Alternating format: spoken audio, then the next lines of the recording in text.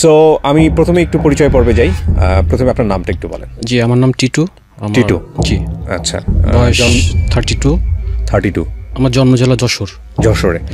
তো টিটু ভাই, আপনি যে সিক্রেটসটা এখানে বলতে এসেছেন, এটা বাংলাদেশের অনেক মানুষের জীবনের ঘটনা। কেউ হয়তো মধ্যপথে গিয়ে ওখানেই শেষ হয়ে যায়, কিংবা কেউ হয়তো আপনার মতো আজকের এই সিটে বসে পুরো সফলতার গল্পটা বলতে পারে। তো আমি মনে করি যে আজকের এই গল্পটা অনেক ছেলে মেয়েকে হয়তো ভুল পথ থেকে সরিয়ে আনতে সাহায্য করবে। আমরা একেবারে ব্যাকগ্রাউন্ড থেকে যেতে চাই।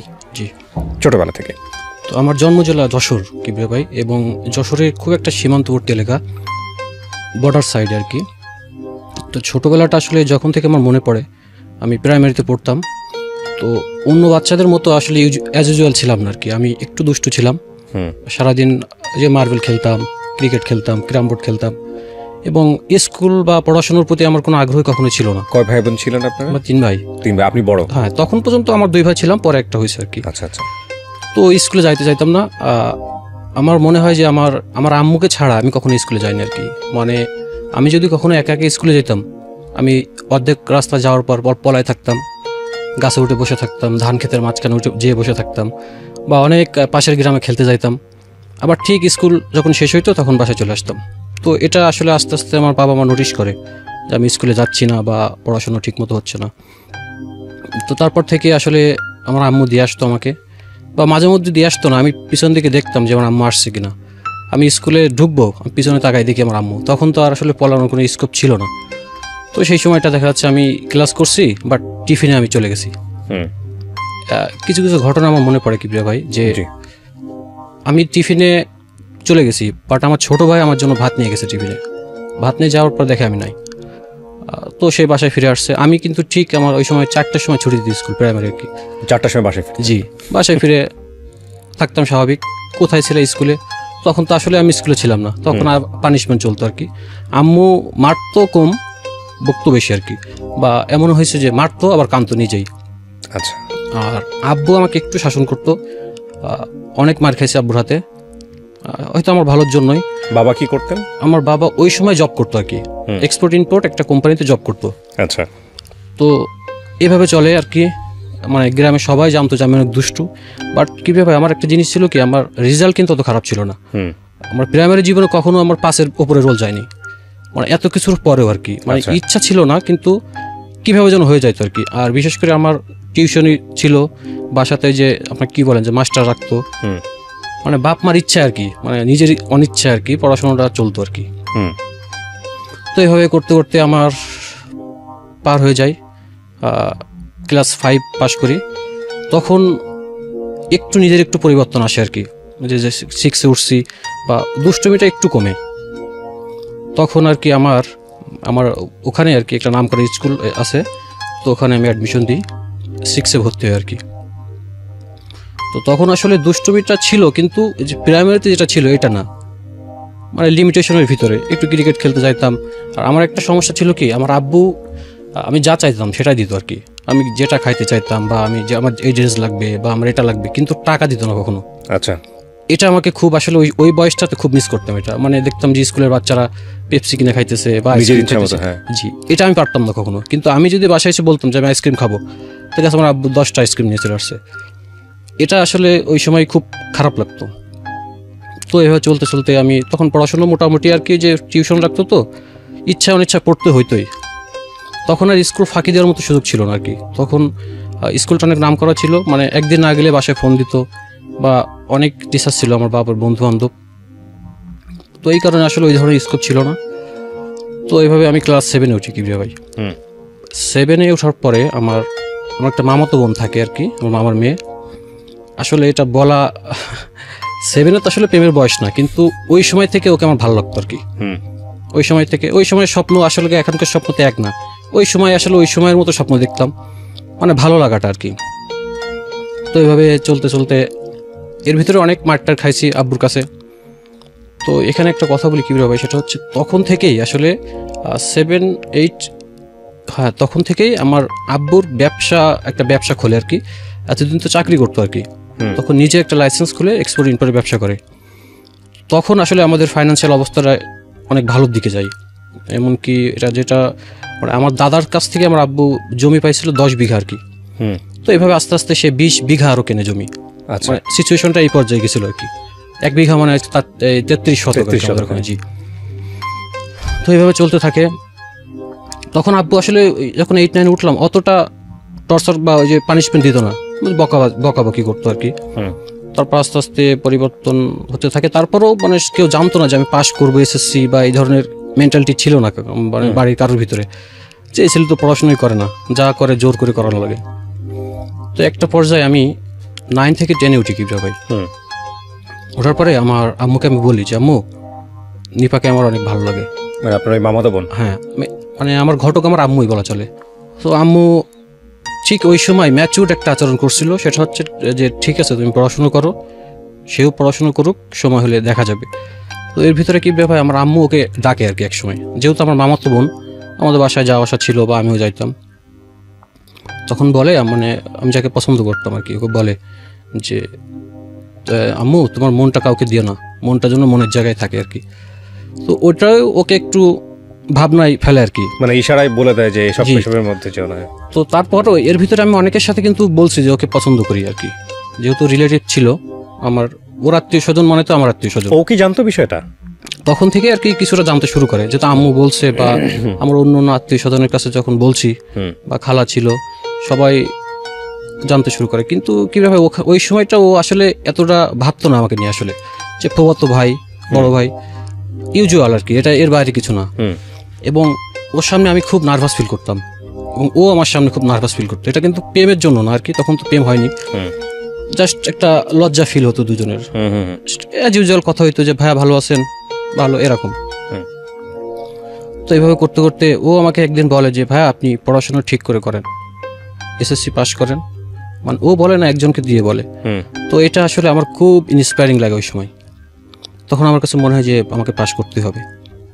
আমি কীভাবে আসলে পড়াশোনাটা আসলে খুব মানে আমি এসএসসি পর্যন্ত আমি নিজের ইচ্ছায় কখনো পড়তেই বসিনি। আমি পড়তে বসতাম, আমার আম্মু পাশে বসে থাকতো। এবং আমার মানে টোটাল জীবনে সব কিছুর জন্য অবদান আমার আম্মুর। আমার মনে হয় 365 দিন আমার আম্মু 300 দিন স্কুল করতো আমার সাথে, এরকম সিচুয়েশন। তো যাই হোক, তখন একটু একটু পড়া শুরু করলাম। তখন আসলে পড়তে বসে দেখলাম মাথায় কিছুই ঢোকে না আর কি। আসলে তো একদিন ফাঁকি দিছি এসএসসির আগ মুহূর্তে। তো পরীক্ষা দিলাম, অঙ্কটা আমার অনেক খারাপ হয়েছিল পরীক্ষা, তারপর পাশ করলাম আর কি। খুব ভালো করতে পারিনি, A- পাইছিলাম আর কি। ওই সময় আসলে A+ হইতো না খুব বেশি, A- পাইছিলাম। এতে আমার বাপ মা অনেক খুশি হয় আর কি, যে সারা গ্রাম মিষ্টি বিলি করে, মানে যে পাস তো করছে। আমার আব্বা আম্মা এতেই খুশি আর কি। তো এই সময় আমি 3 মাস ছুটি থাকে, ওই সময়টা আমি এই যে বাসায় থাকি বা কিছুদিন থাকার পরে আমি যশোরে চলে আসি আর কি, শহরে। জি, আমার বাসা থেকে 30 কিলো দূরে আর কি, মেন শহর।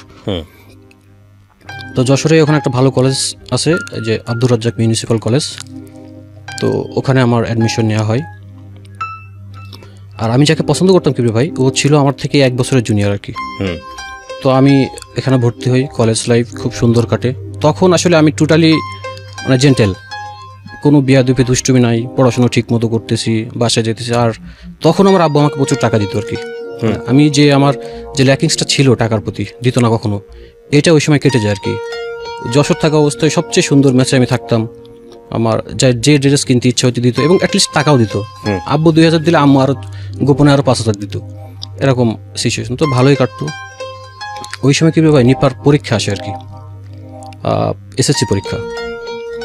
তো তখন কিন্তু আসলে আমার জীবনে কোনো মেয়ে আসেনি। আমার ক্লাস 7 থেকেই আমার মনের ভিতরে ও ছাড়া কেউ ছিল না আর কি। তো তখন আমার যে খালা আছে একটা, মানে খালার কাছে মানুষ হয়েছে আর কি, ওদের ফ্যামিলি মানে পাশাপাশি বাসা আর কি। তো পরীক্ষার সময় আমি ওই সময় নির্লজ্জ, মানে কি বলবো, মানে সাহস নিয়েই খালার কাছে ফোন দিলাম যে খালা ভালো আছেন, নিপার পরীক্ষা কেমন হয়েছে? তো বলে যে ওর সাথে কথা বলো। তো আমি প্রথম দিন কথা হয় যে পরীক্ষা কেমন হয়েছে, কয় যে ভালো হয়েছে, ঠিক আছে ভালো করে পরীক্ষা দাও, এভাবে কথা চলতে থাকে আর কি। বাট আমি যে ওকে প্রতিদিন ফোন দিতাম, এটা ওর কাছে আসলে আমার মনে হয় ওই সময় বিরক্ত লাগতো। ও চাইতো না আসলে জিনিসটা। তো কোনো একদিন কোনো এক পরীক্ষার সময় আমি ওকে ফোন দিই যে পরীক্ষা কেমন হয়েছে। খালার কাছে ফোন দিই, খালা ওকে দেয়, বলে রাখছি আমার ভালো লাগে না, পরে ফোন কেটে দিছে, বুঝছেন। তো জিনিসটা ওই সময় আমাকে খুব শক দেয়, যে আমার তখন মনে হতো যে এটা আসলে সম্ভবই না কিবরিয়া ভাই। ও আমাকে ভাই দেখে আসলে, আমার কাছে এটা ওই সময় মনে হতো আর কি। তো মন খারাপ থাকতো। তারপর আমি ওই সময় আমার কলেজে অনেক বন্ধু বান্ধবী হয়, মানে সুন্দর একটা লাইফ ছিল আর কি।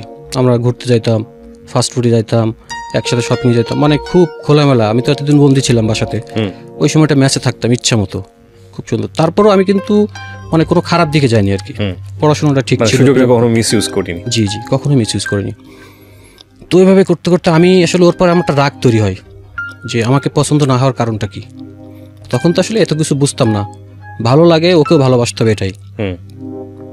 তো একদিন ওর পরীক্ষা শেষ হয় আর কি, একদিন ওর চাচি আর কি, মানে আমার মামি, ওর চাচি মানে তো আমার মামি, তো নাম্বার থেকে একটা ফোন আসে। তো আমার মামি আমাকে বলে, টিটু নিপা কথা বলবে। তখন আমার আসলে খুব হঠাৎ করে কথা বলবে, তখন পরীক্ষা শেষ ওর। তো বলে যে ভাইয়া আপনি রাগ করছেন, সরি আমি আসলে ওই দিন অনেক জ্যাম ছিল, শরীরটা খারাপ ছিল এই কারণে। তো আমি বলি যে না আমার কোনো রাগ নেই। কয় ভাইয়া প্লিজ রাগ করেন না, তখন কিন্তু ভাইয়া করে বলে ডাকতো আর কি। তো আমি বলছি ঠিক আছে তুমি রাগ ভাঙবে, তুমি আমাকে কালকে ফোন দিও। আচ্ছা, তখন সিটি সেল ইউজ করতাম আর কি। তো তারপর দিন আমাকে ফোন দেয় বিকেল টাইম আর কি, সরি কি ভাবে তখন ও কলেজে উঠে গেছে আর কি, কলেজে পড়ে, তখন আমি সেকেন্ড ইয়ার আর কি। তো ফোন দেয়, তো আমি তাকে বলি যে নিপা একটা কথা বলবো। তো বলেন। বলছি তুমি জানো যে আমাদের বাসা থেকেই চাই আসলে, তখন কিন্তু বলি নাই যে তোমাকে ভালোবাসি বা এই ধরনের কিছু বলি নাই, যে বাসা থেকে চাই, এটা কি তুমি রাজি, ইয়েস অর নট? তো কিছুই বলেন আর কি। তো অনেকক্ষণ পরে আমি কিছু প্লিজ এটা বলো তোমার, কারণ যেহেতু আমি এভাবে থাকা তো সম্ভব না, ইয়েস হলে ইয়েস, নো হলে নো, একটা কিছু বলো। তো অনেকক্ষণ পরে বলে ইয়েস। কীভাবে আসলে আমি ওকে জিজ্ঞেস করছিলাম যে বাসা থেকে বিয়ের জন্য আমার আব্বু আম্মু চাই, এটা কি তুমি রাজি কিনা? এতে আমি মহা খুশি হয়ে যাই আর কি। ওই সময় ফোনটা রাখা হয়, তারপর যে ম্যাচে থাকতাম, মানে সবাইকে খাওয়াই, মানে জীবনের প্রথম অনুভূতি ভালোবাসার, এটা আসলে শেয়ার করে আসলে বোঝানো যাবে না। Right, agreed. তো ওই সময়টা খুব ভালো কাটতো। আমি বসে থাকতাম সারাদিন, বিকেলে কখন ফোন দেবে। ও কলেজ থেকে আসতো, ওর তখন সেট ছিল না আর কি, ওই যে মামির ফোন থেকে একটা মিস কল আসতো, ছোট্ট মিস কল আসতো, আমি ব্যাক করতাম। 29 পয়সা মিনিট ছিল তখন। কথা হতো মনে করেন 1 ঘন্টা 2 ঘন্টা 3 ঘন্টা, এভাবে কথা হতে হতে সম্পর্কটা আসলে ভালোবাসায় পরিণত হয়। আপনি থেকে তুমি, অনেক একটা মধুর সম্পর্ক। তখন ও কলেজে ভর্তি হচ্ছে, আমার বাসার পাশেই কলেজে ভর্তি হয়। আর আমি তখন প্রতি সপ্তাহে বাড়ি যেতাম আর কি, বৃহস্পতিবার যাইতাম, শুক্রবার থাকতাম। ওর কলেজে যাইতাম, ওর সাথে ঘুরতে যাইতাম, এবং কলেজে সবাই জানতো যে আমার গার্লফ্রেন্ডরা। সো কলেজে ওই ধরনের ওকে কেউ ডিস্টার্ব বা এই ধরনের সুযোগ কখনো পাইনি আসলেও। বাসাতেও তো রেস্ট্রিক্টেড ছিল, তারপর কলেজেও ওই ধরনের সুযোগটা পাইনি। আর এখানে একটা কথা বলা দরকার, সেটা হচ্ছে আমার প্রেমে কখনো বাধা আসেনি কিবরিয়া ভাই, বিকজ অফ ও কিন্তু আমার বাসাতে আসতো। কিন্তু আমার আম্মু ওই ধরনের সুযোগ আমাদেরকে কখনোই দিত না, যে আমরা খুব ডিপলি যে একা একা সময় পার করবো, এরকম না। হয়তো মাঠে ঘুরতে গেছি আমার কাজিন নিয়ে, বা বাজারের দিকে ঘুরতে গেছি, সাথে কেউ না কেউ আছে। তো এইভাবে আমাদের অনেক মধুর সময় কাটে। ওর জন্য অনেক গিফট দিতাম। তখন আমার কাছে প্রচুর টাকা থাকতো আর কি, বাসা থেকে দিত। ট্রেন রাস্তায় হাঁটতে যাইতাম, এগুলো আসলে চোখের সামনে ভাসে কিভাবে হয়। দুই পাশে ট্রেন লাইনে দাঁড়াতাম, মাঝখান দিয়ে হাত দিয়ে হাঁটতাম, অনেক হাঁটতাম। প্রিয় শ্রোতা, ছোট্ট একটা বিরতি নিচ্ছে এই পর্যায়ে। আপনারা আসতে পারেন আমাদের ফেসবুক পেজে। ফেসবুকের ঠিকানা www.facebook.com/iloveঢাকায় অংশগ্রহণ করতে চান, আমাদেরকে ফোন করবেন। আমাদের ফোন নাম্বারটি হচ্ছে 09611904904। আমি আবারও বলছি 09611904904। ওকে, আমরা যেখানটায় ছিলাম তারপর আসলে ও কিছুই বুঝতো না কিবরিয়া ভাই, এগুলো হয়তো কলেজে বয়সে ছোট ছিল, 1-1.5 বছরের ছোট। আচ্ছা, আসলে ও ছোটবেলা থেকে খুব রেস্ট্রিক্টেডলি মানুষ হয়েছে আর কি, এই জন্য এগুলো আসলে খুব বুঝতোই না ও। তো আমি আসলে শেখাতাম অনেক কিছুই, বুঝতো না। তো এইভাবে আমাদের সম্পর্কটা চলে। তখন কিভাবে আমার আসলে পড়াশোনার ইন্সপায়ারিংটা একটু মানে মনে হয় যে আমার পড়াশোনা করতে হবে এনিহাউ। তো মোটামুটি চলতে থাকে। তো এখানে ওদের বাসা থেকে কিবরিয়া ভাই তখন আমাদের ফিনান্সিয়াল অবস্থা অনেক ভালো হয়ে যায় আর কি, অনেক ভালো হয়ে যায়, যেটা মানে আমি যখন ছোট ছিলাম তার থেকে অনেক ভালো হয়ে যায়। তখন আব্বুর বিজনেস দাঁড়ায় যায়, এক্সপোর্ট ইম্পোর্ট বিজনেস বেনাপোলে, ভালো একটা পজিশন তৈরি হয়ে যায়। ওদেরও ফাইন্যান্সিয়াল অবস্থা আমাদের থেকে ভালো ছিল আর কি। তো ওই সময়টা এই যে কথা বলি, এই সম্পর্ক, এগুলো কিন্তু ওদের বাসা থেকে মানতো না আর কি। এটা করছে ওর চাচি, মানে আমার আর এক মামি, ওর সাথে আমার একটা কানেক্ট হয়ে গেছে আর কি। কিন্তু ওদের বাসা থেকে যে 100% মানছে এরকম না, যে নিজেদের ভিতরে এগুলো করা ঠিক না, এই ধরনের একটা চলে আসে আর কি। তারপরও তখন একটা সাহস ছিল যে সম্পর্ক তো হয়ে গেছে, সো এটা নিয়ে আমার টেনশন করার দরকার নেই। তো এইভাবে চলতে চলতে আমার এসএসসি ইন্টার পরীক্ষা চলে আসে। তখন আমার ওই যে প্রতিদিনও ফোন দিত। এর ভিতরে কি ভাই, আমি ভাত খেতে না বসলেও ভাত খেতে বসতো না, বা প্রেমে যেগুলো হয় আর কি, খুব মধুর পর্যায়ে চলে যেতাম। এবং আমার পরীক্ষার সময় খুব সাপোর্ট দিত। ও আসলে কখনোই আমাকে মানে কোনো খারাপ কিছুতে কখনো আসলে এগ্রি হয়নি, কোনো কিছুতেই। এটা বুঝতে পারছেন কি করতে চাচ্ছি। সব সময় বলতো তুমি নামাজ পড়ো, এসব খারাপ চিন্তা মন থেকে দূর হয়ে যাবে, ভালো ভালো চিন্তা করো, কোরআন শরীফ বাংলা পড়বো, এরকম অনেক জ্ঞান দিত আর কি। তো আমার কাছে ওই সময় এগুলো খারাপ লাগতো, যে ব্যাকডেটেড মনে হতো আর কি। তো যাই হোক, তারপর আমি তো ওকে ছাড়তে পারবো না, এই হিসেবে ওগুলো মেনে নিতাম আর কি। তো পরীক্ষা চলে আসে। এর ভিতরে কিন্তু কীভাবে আমার আম্মু আসতো আমার বাসায়, এই যে মেসে আব্বু আসতো, খাদ্য খাবার নিয়ে আসতো। আমি একটু আসলে মাংস খুব পছন্দ করতাম, প্রতি সপ্তাহে আমার আম্মু মাংস নিয়ে আসতো রান্না করে। মেসে খাওয়া দাওয়া ভালো হতো, তারপরও বাসার আর মেস তো পার্থক্য থাকেই। তো আমার পরীক্ষা চলে আসে। এটা আসলে কীভাবে এখন আমার ভাবলেই কেমন লাগে। আমি প্রতিটা পরীক্ষার সময় আমি পরীক্ষা হল থেকে বেরোতাম, দেখতাম যে আমার আব্বু আম্মু হয় একটা ঠান্ডা পেপসি বা একটা কোল্ড ড্রিঙ্কস বা একটা জুস নিয়ে দাঁড়ায় আছে। প্রত্যেকের বাপ মা কিন্তু একদিন যায় প্রথম দিন, বা আমি দেখতাম আমার বন্ধু বান্ধব সবাই একদিন আইছে, তারপর হয়তো আসে না, ফোনে কন্ট্যাক্ট করে। কিন্তু আমার আব্বু আম্মু প্রতিদিন দাঁড়ায় থাকতো। এটা নিয়েও আমার কাছে খুব লাগতো আর কি। সব বন্ধু বান্ধব একসাথে আসতাম, আব্বু আম্মু দাঁড়ায় থাকতো, এটা মানে ভাবতে কেমন লাগতো আর কি। তো ওই সময় আম্মু রান্না টান্না করে নিয়ে যাইতো। তো প্রতিদিন পরীক্ষা মোটামুটি ভালোই দিয়েছিলাম কিভাবে ভাই, A+ হবে না, কিন্তু আমার মনে হয়েছে যে আমি আমার যতটুকু ক্যাপাবল আমি ততটুকুই পরীক্ষা দিতে পারছি আর কি। তো এইভাবে পরীক্ষা দিলাম। পরীক্ষা দেওয়ার পর ও তখন আমার পরীক্ষার পরে ও তখন ফার্স্ট ইয়ার শেষের দিকে, মানে সেকেন্ড ইয়ার। ও তো যেহেতু আমার 1 বছরের জুনিয়র ছিল। তো এই সময় রেজাল্ট দেয়, আমি 4.50 পাই আর কি। আমার প্লাস হয়নি কিন্তু কাছাকাছি। মানে এটাতে তখন বাপ মা অনেক খুশি হয় আর কি, যে যাকে দিয়ে সম্ভবই না সে এত দূর গেছে, এটাই আনাপ। তো তারপর আব্বু আব্বু সিদ্ধান্ত হয় আর কি যে ঢাকাতে যাইতে হবে।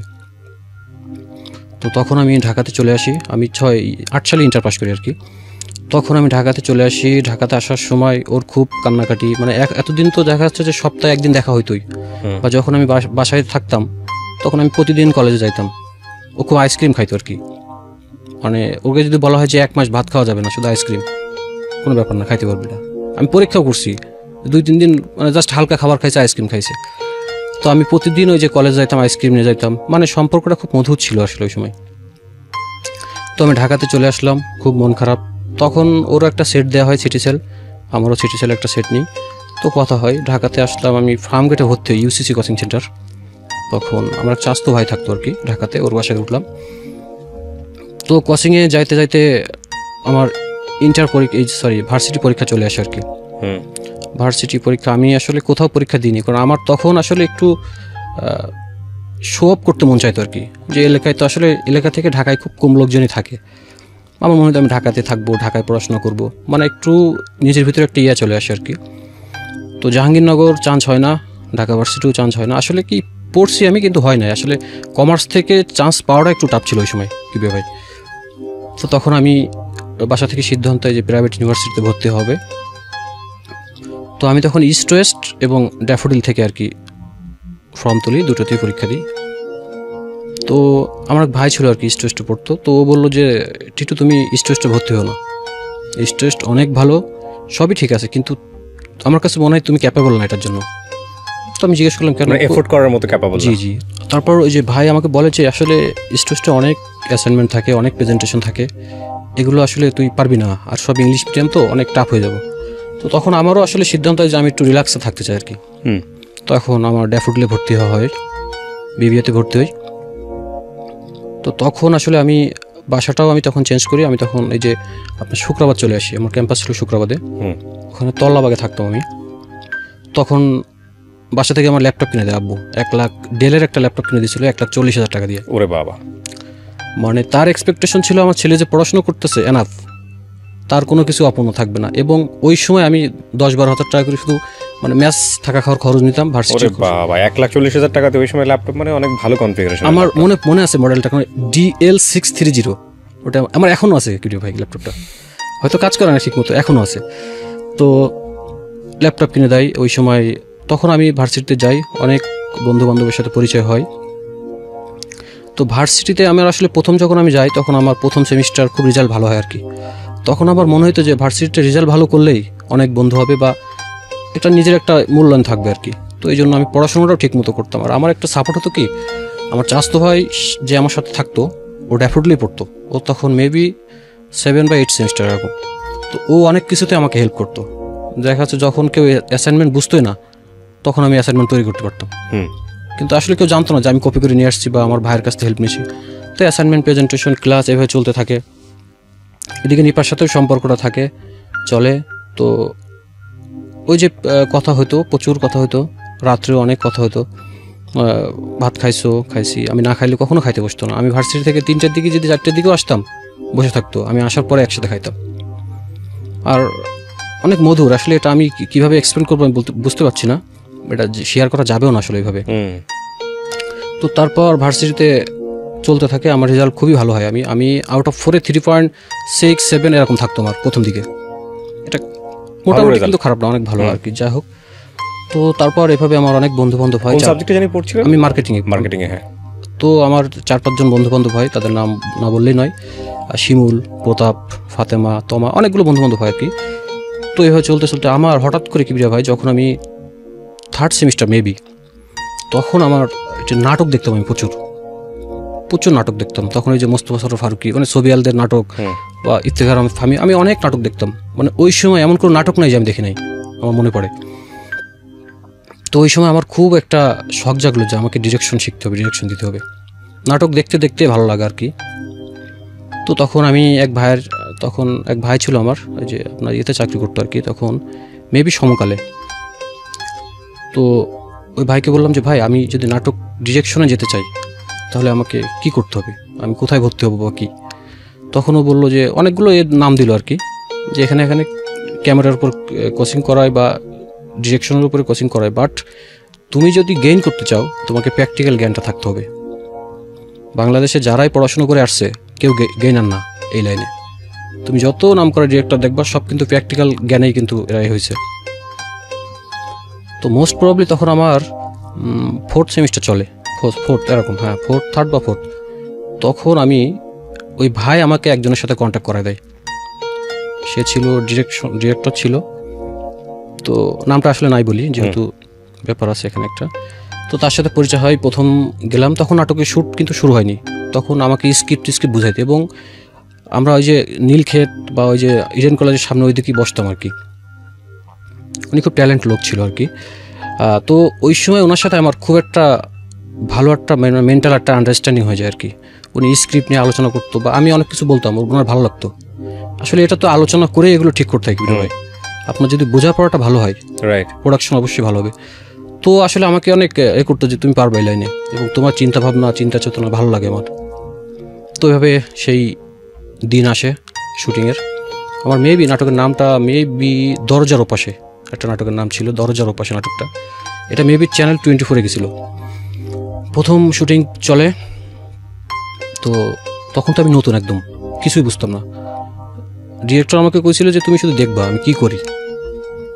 আর অ্যাসিস্ট্যান্ট ডিরেক্টরদের আসলে কী ব্যাপার, আপনার একটা আইডিয়া থাকতে পারে, নট অনলি কিন্তু শ্যুট দেখা বা শ্যুট শেখা বা স্ক্রিপ্ট শেখা, এর বাইরেও মানে কোন আর্টিস্ট কী খাবে, ক্যামেরা কোথা থেকে আসবে, লাইট কোথা থেকে আসবে, গাড়ি কীভাবে ঠিক হবে, লাইটিং আইছে কিনা, শুটিং স্পট ঠিক করা, অনেক কাজ থাকে আর কি।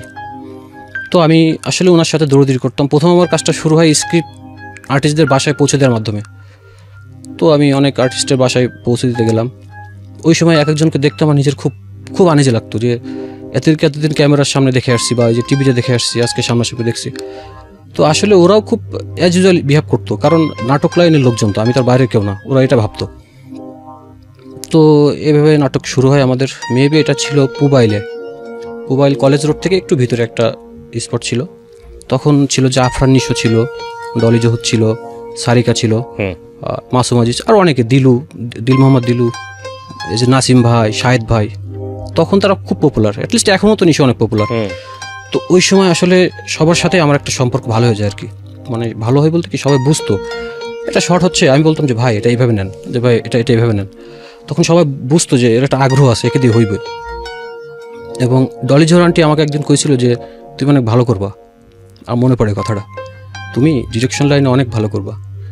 তো এইভাবে শ্যুট চলতে থাকে এবং আমার কাজের দেখে ডিরেক্টর আমাকে খুব খুশি হয় আর কি, যে আমি খুব কষ্ট করতাম কিবরিয়া ভাই। মানে আমাদের শুটিং আসলে নাটক, এটা অনেকে জানে কিনা জানি না, একটা নাটক কিন্তু আসলে 2 দিনে শেষ হয়ে যায়, সর্বোচ্চ কিছু কিছু টেলিফিল্মের ক্ষেত্রে 3 দিন নিতে পারে। তো আমরা মনে করেন সকালে যাইতাম, সারাদিন কাজ করতাম, 3-4 থেকে আবার বাসায় আসতাম, আবার ভোরে চলে যেতাম, 2 দিনে শেষ হইতো আর কি। তো ওই সময়টা আসলে শুটিং পড়তো শুক্রবার, আমাদের যে ডিরেক্টর ছিল ও শুটিং বেশিরভাগ নিত শুক্রবার, বৃহস্পতিবার, শুক্রবার। তো আমার ভার্সিটিতেও আসলে ওই সময় সমস্যা হতো না। আর যখন আমি নাটকের লাইনে গেলাম তখন আমার ফ্রেন্ডরাও আমাকে অনেক সাপোর্ট দিত। তখন একটা ভালো লাগতো যে নায়ক নায়িকাদের সাথে ছবি ফেসবুকে আপলোড দিতেছি, সবাই একটা মানে ওই সময় থাকে না ইয়ং বয়সে একটা সাপোর্ট দিত, অ্যাসাইনমেন্ট প্রেজেন্টেশন অনেক সাপোর্ট দিত। তো এইভাবে নাটকের কাজ শেষ হয়। আমার তখন মনে হতো কি ভাই, শুধু এই যে স্ক্রিপ্ট বা এই যে শুটিং দেখলে বা শিখলে হবে না, আমার সব কিছু টোটাল সেটিংসটাই আমার আয়ত্ত আনতে হবে। এটা কি আপনি কোনো পয়সা করে পেতেন নাকি শুধু? হ্যাঁ, আমি তখন ওই সময় আমার মনে পড়ে 8-9 হাজার টাকা দিত পার নাটকে। প্রথম নাটকে হয়তো দিইনি, প্রথম নাটকে হয়তো দেয়নি অত টাকা, কিন্তু পরের থেকে আমার 8-9 হাজার টাকা করে দিত। আর কিছু ওই সময় আসলে কিছু টাকা পয়সা থাকতো কি ভাই, এটা আসলে নাই বলি। তো আমি ওই সময় যে এডিটিং প্যানেল ছিল, যে মালিবাগ, আমি এখানে এসে বসে থাকতাম, আমি এডিটিং কিভাবে করে, ওই যে বসুন্ধরা সিটি থেকে আমি যে মিউজিকের ডিস্ক কিনে যেতাম। মানে ওই সময় ডিরেক্টর আমার পর এতটাই ডিপেন্ডেবল হয়ে গেল, শুধু কইতো তুমি এখানে যাও, এটা করো, এটা করো। তখন আমার সাথে আসলে মোটামুটি প্রত্যেক আর্টিস্টরাই বুঝলো যে আমি সব কিছু করতেছি, বা তখন কিন্তু আমি কাজ যে খুব বেশি বুঝি তা না। তো সবার সাথে একটা ভালো সম্পর্ক হয়ে যায়। এভাবে আমরা আসলে নাটককে কিন্তু ডিরেক্টর থাকে কি ভাই, অ্যাসিস্ট্যান্ট ডিরেক্টর 4-5 জন, একজন থাকে চিফ অ্যাসিস্ট্যান্ট, শিক্ষানবিশ থাকে বা সহকারী থাকে কয়েকজন। তো প্রথম নাটকের পরে ভাই আমাকে বলে তোমাকে চিফ অ্যাসিস্ট্যান্ট নেক্সট নাটক থেকে। প্রিয় শ্রোতা, ছোট্ট একটা ওকে, কত সালের গল্প এটা? এটা কি ভাই আমি তো ভর্তি হয়েছি 9 সালে ভার্সিটিতে, তো 10-11 বা 12 মাঝামাঝি। আমার আসলে যে ডেটটা খুব আমি মনে থাকে না, কোনো সমস্যা নেই। তো তারপর চিফ অ্যাসিস্ট্যান্ট দিল আমাকে, তখন একটু টাকাও বেশি পাওয়া শুরু করলাম। আর তখন আসলে আমার খুব অনেক কিছুতেই সে আমাকে মূল্যায়ন করতো, যে আমি যেটা বলতাম। তখন আসলে এখন অনেক আর্টিস্ট আছে যারা নাটক করে, তাদের সাথে শুধু মধুর না, খুব মধুর একটা সম্পর্ক তৈরি হয়ে যায়। মানে আমি ফোন দিলেই আমার, হ্যাঁ টিটু ভাই বা টিটু বলো, তার ভিতরে আছে অনেকে, যেগুলো বললাম নাম। আমরা বেশিরভাগ কাজ করতাম আফরান নিশোর সাথে আর কি। আমারও ব্যক্তিগতভাবে এবং আমার ডিরেক্টরও আফরান নিশোর ভালো লাগতো আর কি। এবং আফরান নিশো যখন খুব নাটক শুরু করে তখন থেকে উনি তাকে নিত। আফরান নিশোর পিছনে অনেক অবদান আছে, হি ইজ রিয়েলি জিনিয়াস, এবং অনেক মানুষ তাকে পছন্দ করে, খুব ভালো লাগতো। এবং আমি শুধু ছবি তুলতাম, তা আফরান নিশো বলতো যে তোর কি আর কারোর সাথে ছবি তুলতে মন চায় না? তখন এই যে অপর্ণা ঘোষ ছিল, এই যে আপনার সারিকা ছিল, মেহজাবিন, অনেকে ছিল। তো আমি কারোর সাথে আসলে ছবি তুলতাম না ওই সময়, শুধু আফরান নিশোর সাথে। আর ওর চুলটা আমার খুব ভালো লাগতো, চুলে হাত দিতাম। এবং যখন আমি শুটিংয়ে যাইতাম, ও কি খাইতো আমি সেটারে বেশি এমফাসিস করতাম। তো বুঝলো যে আমাকে একটু ভালোবাসে। তো এই সময় সবার সাথে একটা সম্পর্ক হয়ে যায় আর কি। একটা নাটকে কি বলে ভাই, একটা সেট থাকে কিন্তু দেখবেন, যে ডিরেক্টর কিছু আর্টিস্ট নিয়ে কাজ করে, এদেরকে নিয়েই মোস্ট অফ দ্য নাটকেই কাজ করে, হয়তো কিছু কিছু সময় একটু ভ্যারিয়েশন হয়। তো ওই সময় যে মাসুম আজিজ আছে সিনিয়র আর্টিস্ট, উনি খুব ভালো আর কি, উনি নাটক লাইনে ওনার অনেক জ্ঞান আছে আর কি। তো উনি একদিন বলছিল যে এই ছেলেটা অনেক ভালো করবে আমাকে। তো ওই সময় আসলে আমার কাজের একটা স্পৃহা ছিল অনেক, যে ভালো করতেছি ভালো। তখন আসলে ভার্সিটিতেও একটা মূল্যায়ন ছিল। বাংলাদেশে ওই সময় এমন কোনো টপ নায়ক নায়িকা নাই যার সাথে আমার ছবি ছিল না। শুটিংয়ের ছবি, অনেক ছবি তুলতাম আর কি। তো ওই সময় সব বন্ধুরাও সাপোর্ট করতো। তো এই করতে করতে কি ভাই, তখন আমি আসলে ওই সময়ও আমি অনলাইন পত্রিকাতে তখন জয়েন করি আর কি। তখন আমার আসলে মিডিয়া লাইনে যাওয়ার খুব একটা ইচ্ছা ছিল, এনিহাও আমাকে যাইতে হবে। এই সময় আপনার প্রেমের কি অবস্থা? প্রেম চলতেছে, প্রেমও চলতেছে, কঠিন চলতেছে প্রেম। তখন মনে করেন ওর জন্য আমি যে গিফট টিপ কিনে পাঠাই। আপনি যে নায়ক নায়কের সঙ্গে ছবি তুলতেন, ও জেলাস ফিল করতো না? গ্রামের মেয়ে, সাধারণ মেয়ে। আসলে সাধারণ গ্রাম বলতে কি, যে ও কিন্তু অনার্স পরে ভর্তি হয়েছে আর কি, ইংলিশে অনার্স মাস্টার্স করছে। তো ওই সময় বলতো যে আমি আসলে ওইভাবে বুঝতে দিতাম না যে ডিরেকশন, আমি তো আর সিনেমা নাটক করতেছি না বা সবার সাথে আসলে। আর আমার ওই ধরনের কোনো মেয়ে খারাপ মানতো না, বিশ্বাসও করতো না, আমাকে তো দেখে আসছে অনেকদিন ধরে। তো এইভাবে নাটক চলতে থাকে। তো একটা সময় আমার ডিরেক্টর ওর USAID জব হয় আর কি। USAID বলতে আপনার ওই যে কেয়ার বাংলাদেশে উনি অডিও ভিজুয়াল অফিসার হিসেবে নিয়োগ পায়, ভালো স্যালারি। তখন আসলে উনি নাটক থেকে একটু ছিটকে যায়। নাটক করে কয় টাকা পায়, তখন একটা এসেছিল যে চাকরি বাকরি একটা ওনার ইচ্ছা ছিল যে মাসে মাসে করবো নাটক 2-1টা। তখন কিন্তু আমি একটু একা হয়ে যায় আর কি। রাইট। তখন বললো যে ঠিক আছে 2-1 মাস ওয়েট করো, স্ক্রিপ্ট রেডি আছে, নাটক কাজ শুরু হবে। কিন্তু তখন আমার অনেকে ডাকতো, এখন যারা পপুলার ডিরেক্টর আছে অনেকে আছে, নাম বললে আপনি এক নামে চিনবেন, আমাকে ডাকতো। আসলে আমি চাইতাম না কারোর সাথে যাইতে। তখন সেটিংসটা এমন ছিল যে ওনার সাথে কাজ করব, আরও একজনের সাথে কাজ করছে, এটা নাম বললাম, নামটা নাই বলি। তো তখন পড়াশুনো আবার রেজাল্ট কিন্তু কিবিরা ভাই যে মোটামুটি চলতেছে, খুব খারাপ না। তখন আমার 6-7 সেমিস্টার এরকম পার হয়ে গেছে। তো তখন আমি যে তোয়াল্লাবাগে ছিলাম শুক্রবার, ওখানে একটা বাসাতে থাকতাম, অনেক সুন্দর একটা বাসা। ওখান থেকে বাড়িওয়ালা হঠাৎ ডিসিশন দেয় যে এখানে কোনো ব্যাচেলর থাকতে পারবে না, হঠাৎ করে। তো আসলে তখন আমি আবার আমার ভার্সিটির এক ছোট ভাই ছিল, ওকে নিয়ে চলে গেলাম আপনার কাজীপাড়া, শেওড়াপাড়া। একটা খুব মানে আমি জানি না, ইদানিং ব্যাচেলর পয়েন্ট নাটকটা অনেক পপুলার, যদিও ওই ব্যাচেলর লাইফের সাথে খুব একটা মেলে না, আমাদের ব্যাচেলর লাইফ খুব একটা মেলে না, বাট ইটস ভেরি পপুলার নাটক। কিন্তু এই ব্যাচেলর লাইফ নিয়ে একটু যদি বলেন, আমি নিজেও তো সাফারার, আমি নিজেও বলতে চাই এই ভাড়াটা আপনারা কেন দিতে চান না, আমি জানি না। তো ওগুলো আপনারা মনিটর করেন যে ওদের অ্যাটিটিউড ঠিক আছে কিনা, ওদেরকে কিছু কন্ডিশন দিয়ে দেন যে কন্ডিশনগুলো মেনটেন করতেছে কিনা। আর এখন তো ঘরে ঘরে সিসি ক্যামেরা, রাইট? বাসায় কে গেস্ট আসতেছে বা কী অবস্থা। কিন্তু এই ভাড়াটা না দেওয়া এবং ভাড়া খুঁজে পাওয়া কী যে বিড়ম্বনার এবং কী যে কষ্টকর। আমার মনে হয় বাড়িওয়ালা যারা আছেন তারা সবাই সদয় হবেন এই বিষয়টার প্রতি। জি বলেন প্লিজ। তো তারপর আমার ভার্সিটির এক ছোট ভাই ছিল, ওর সাথে কথা হলো যে ভাই ওইদিকে অনেক ভালো ভালো বাসা আছে। আর আমি কি ভাই যখন ম্যাচেও থাকতাম ইন্টার লাইফে বা ভার্সিটি, আমি আসলে সুন্দর বাসা ছাড়া আমার ভালো লাগতো না। তখন তো বাসা থেকে টাকা দিত অনেক, আমার মনে হতো যে আমি যেখানে থাকবো, যেখানে ঘুমাবো, যে বাথরুমে যাব, যে টয়লেটে যাব, সেটা যেন পরিষ্কার পরিচ্ছন্ন বা সুন্দর থাকে। তো অনেক বাসা খুঁজে একটা অনেক সুন্দর একটা বাসা পাই কাজীপাড়াতে, ওখানে আমরা 5-6 জন উঠি আর কি। তো ওই সময় আমি আরেকটা ডিরেক্টরের সাথে কাজ করতাম, রাত্রে আসতাম, তখন ছোটা কাজ আর কি, কিছু কিছু কাজ করে দিতাম তাকে আর কি। তো এসে ওই সময় ম্যাচে তখন কিন্তু কি ভাই আমি সিগারেট খাই না তখনও পর্যন্ত। দেখেন আমি কিন্তু ভার্সিটি 7-8 সেমিস্টার পর্যন্ত কোনো সিগারেট খাই না, কোনো নেশা আমাকে কিন্তু ধরতে পারিনি তখনও পর্যন্ত। তখন বাসায় এসে দেখতাম ওরা তাস খেলতেছে, স্টার সিগারেট খাইতো তখন, স্টার। তো হঠাৎ আমার একদিন মনে হলো যে আমি একটা সিগারেট খাই, দেখি ভাই একটু সিগারেট খাই। তো তাস খেলা দেখতেছি, ওই যে সিগারেট খাইলাম একটা, আজকে একটা, কালকে 2টা, এভাবে চলতে থাকে আর কি। তখন একটা পর্যায়ে আমি নিজে সিগারেট কেনার টাকা দিয়ে যাই, সিগারেট কিনে রেখো। জি, তখন আসলে স্টার বাদ দিয়ে ব্যঞ্জন ধরি, তখন ওইভাবে খাইতে থাকি। সিগারেট খাইতে খাইতে কি রে ভাই দিনে 8টা-10টা, ব্যাস এতটুকুই। তখন বাসায় থাকি, ভার্সিটি যাই, কথা হয়। তখন না নিজের কাছে অনেক খারাপ লাগতো যে আমি আসলে জিনিসটাকে ভুল করলাম। কিন্তু হঠাৎ দেখা গেছে ঘুম ভেঙে গেছে, একটা সিগারেট দিয়ে খাই। আসলে ব্যাচেলর লাইফে যেগুলো হয়, একসাথে অনেকগুলো বন্ধুবান্ধব থাকলে সবাই খায়, আমি খাই না, এরকম মনে হইতো, খাইতাম সিগারেট। মানে একটা দুটো করতে করতে করতে ডিপেন্ডেন্ট। হ্যাঁ, এটা আসলে দিন 10টা এরকম খাইতাম। তখন কিন্তু আমার অর্থনৈতিকভাবে একটু ক্ষতিগ্রস্ত হতে থাকলাম, যেহেতু 10টা সিগারেট, তখন বেঞ্চন কত মেবি 10 টাকা বা এরকম ছিল, ততদিন 100 টাকা। তখন আমি ওই যে বাসাতে গেলাম আর কি, সেমিস্টার শেষ, বাসাতে গেলাম। বাসাতে যাওয়ার পর আমার এলাকাতে কিছু বন্ধু বান্ধব ছিল, যেহেতু ওটা একটা বর্ডার এলাকা কিবিরে ভাই, নামগুলো এখন নাই বলি, তারা এখন ভালো হয়ে গেছে আর কি, নামগুলো নাই বলি। তো ওদের সাথে ঘুরতে যেতাম, আমি যে কলেজে পড়তাম ওই কলেজ মাঠে সিগারেট খাইতাম লুকায়। তো বাসা থেকে আসলে তখন ওইভাবে ফলো করতো না, শুধু আম্মু বলতো যে তুই চুইনগাম চাবাস কেন, এমনি এইভাবে ওটা এড়াই যেতাম বিষয়টা।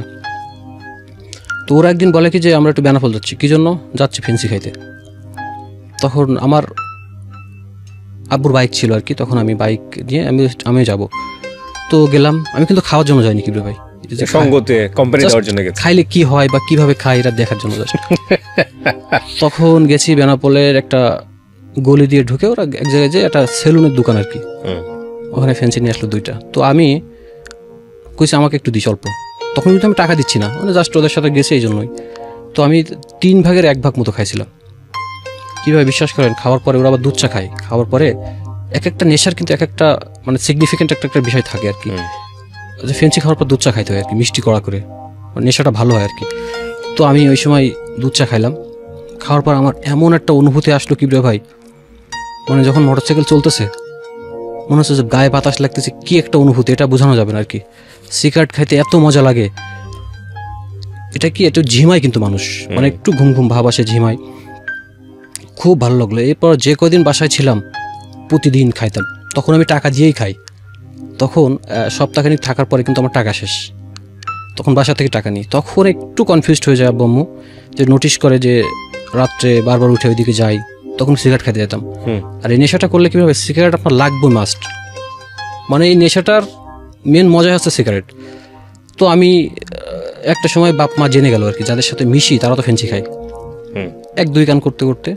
তো আমি আম্মুকে আসলে ভূগোল বুঝাইতাম ওই সময়, যে আমার সামনে খাইছে কিন্তু আমি খাই নাই, অনেক কিরে কসম কাটছি। তখন আসলে নেশাগ্রস্ত হয়ে গেলে কীভাবে মানুষ অনেক কিছু করতে পারে, এটা আসলে এটা স্বাভাবিক ঘটনা। তো এইভাবে চলতে তো একসময় আব্বু বলে ঠিক আছে তুমি চলে যাও, ঢাকায় চলে যাও, তোমার আর এলাকায় থাকা লাগবে না। তো যেদিন ঢাকায় আসি ওই দিনও আমি ফেন্সি খেয়ে আসি একটা। তখন কিন্তু আমার হাফ বা 3 ভাগের 1 ভাগ হয় না, 1-2টাও খাইছি। আর ঢাকায় যে ফেন্সিগুলো থাকে এগুলো আসলে কিন্তু অনেক টুইনিং। আপনার গতদিন একটা ঘটনা একজন কইছিল যে একটা ভেঙে 3টা ভাঙায়, এরকম একটা ব্যাপার আছে। কিন্তু বেনাপোল যেটা আমরা কিন্তু ইন্ডিয়ার ওই পাশ থেকে আনাইতাম অনেক সময়। আচ্ছা, তারপর আমি ওই দিন নেশা করে আসলাম, বাসে উঠলাম। জার্নিতে আসলে খুব ভালো লাগতো ফেন্সি খাইলে, এবং কখন মনে হইতো বাসের ভিতরে তো সিগারেট খাওয়া যায় না, কখন ফেরিঘাটে আসবে। আমি জার্নিতে খুব বমি করতাম, কিন্তু ফেন্সি খাইলে আমার বমি হইতো না। ঢাকাতে পৌঁছলাম তখন আসলে আমার ঢাকাতে আসার পরে কি ভাই আর ভালো লাগতো না আমার নেশা না করলে। তখন আমি যে বাসায় থাকতাম ওর নিচে একটা মানে পাশে একটা বাড়িওয়ালা ছেলে ছিল আর কি। কয়দিনে এত দ্রুত নেশা হয়ে গেল ফেন্সি? মানে আমারটা খুব না, কয়দিন বলতে আমি তো বাসায় 10-15 দিন ছিলাম। আচ্ছা, মোটামুটি একটা অ্যাডিকশনের দিকে যাচ্ছি।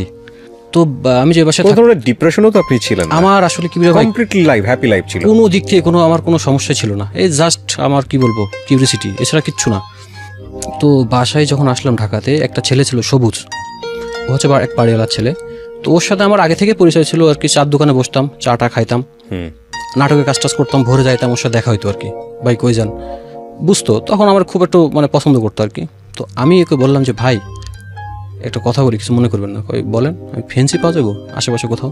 তারপর ও আমাকে বললো যে পাওয়া যায় ভাই, কিন্তু মাল কিন্তু ভালো না, 800 টাকা লাগবো। তো কয় যে ফেন্সি না, আমার কাছে ইয়াবা আছে, আপনি ইয়াবা খাইলে খাইতে পারেন। তখন আসলে আমার মনে হইতে যে ফেন্সি তো পাচ্ছি না, ইয়াবাটা খেয়ে দেখি। তখন ও বাসায় আসলো, বাসায় এসে তখন ইয়াবা খাওয়া শুরু করলাম, 1টা 2টা 3টা। বাড়িওয়ালার ছেলে? হ্যাঁ, আমি যে বাড়িতে থাকতাম ওই বাড়িতে না, পাশের বাড়ির। তো তখন 1টা 2টা 3টা 4টা খাইতে শুরু করলাম। তখন এতটাই ডিপেন্ডেন্ট হয়ে গেলাম ইয়াবার প্রতি। Different feeling. ওইটা খাইলে কিভাবে আপনার ঘুম আসবে না, ফার্স্ট হচ্ছে ঘুম আসবে না। অনেকে কয় যে সেক্সুয়ালি একটু বেশি হয়, কাজ করে বা এরকম। আসলে এটা সাময়িক হয়তো হতেও পারে, কিন্তু এটা কিন্তু ওইভাবে করে না। কিন্তু এটা ওই যে একই, সিগারেট খেতে ভালো লাগে আর যে কোনো কাজ করতে আপনার ভালো লাগে, আপনার রাত জেগে থাকবেন ভালো লাগবে। মানে আসলে এগুলো নার্ভগুলো দুর্বল করে দেয়। মানে কোনো নেশারই আসলে ভালো কোনো সাইড নাই। সাময়িক হয়তো আমরা কিছুটা পাই, সাময়িক আনন্দ পাই, কিন্তু এটা ভবিষ্যতে এটা আসলে অনেক শেষ করে দেয়। তো এইভাবে থেকে আমি একটা জিনিস নোটিস করলাম কি ভাই, ওই যে ইয়ের কথা বললাম সবুজ, ও কিন্তু ডিলার ছিল আর কি। আচ্ছা, ইয়াবা ডিলার বলতে এক ডিলারের ও ছিল সেলসম্যান। ওকে। আমি দেখতাম আমার বাসাতে থাকতো, একজন ফোন দিছে, ভাই 5টা লাগবে, দিয়ে আসতো। তখন কিন্তু আমি আসলে ওকে বলতেও পারছি না যাইতে, যেহেতু এলাকার পোলাপান। তখন আমার বাসায় আরেকটা লোক আসা শুরু করলো, সেটা হচ্ছে শামীম ভাই। সে হচ্ছে ওই এলাকার মোটামুটি ডন, ওই হচ্ছে মেন ডিলার। তো ওর সাথে আমার পরিচয় হয়। ওর সাথে প্রথম দিন আমাকে খাওয়াইলো, 5-7টা খাইলাম। তারপর কিন্তু কখনো খাওয়াইতো না, ফ্রি টাকা দিয়েই খাইতাম। তখন কিপ্রিয়া ভাই, শামীম ভাই আসতো, অনেক মেয়ে ছেলেপিলে নিয়ে আসতো আপনার বাসায়। বাড়িওয়ালাও জানতো, বাড়িওয়ালাও কিছু বলতে পারতো না, ভয়। বাড়িওয়ালা ওর সম্পর্কে জানতো, দারোয়ানও কিছু বলতো না। শুধু দারোয়ান আমাকে বলছিল যে মামা আপনি বাসা ছেড়ে চলে যান, গোপনে বাঁচতে পারবেন না। তো আমি আসলে ওই সময় নেশার জন্যই আসলে অত কিছু মানি নাই, ভাবি নাই। তো ওই সময় আসলে তখনও ওই যে গাঁজা আনতো অনেকে মাঝে মধ্যে ফেন্সিও নিয়ে আসতো এভাবে। কিন্তু তখন আমি নেশার আসলে আমার স্প্রেড হইতেছে নেশার চারিপাশ দিয়ে। তখন ওই যে খাওয়া শুরু করলাম, তখন বাবার পর খুবই ডিপেন্ডেন্ট হয়ে গেলাম।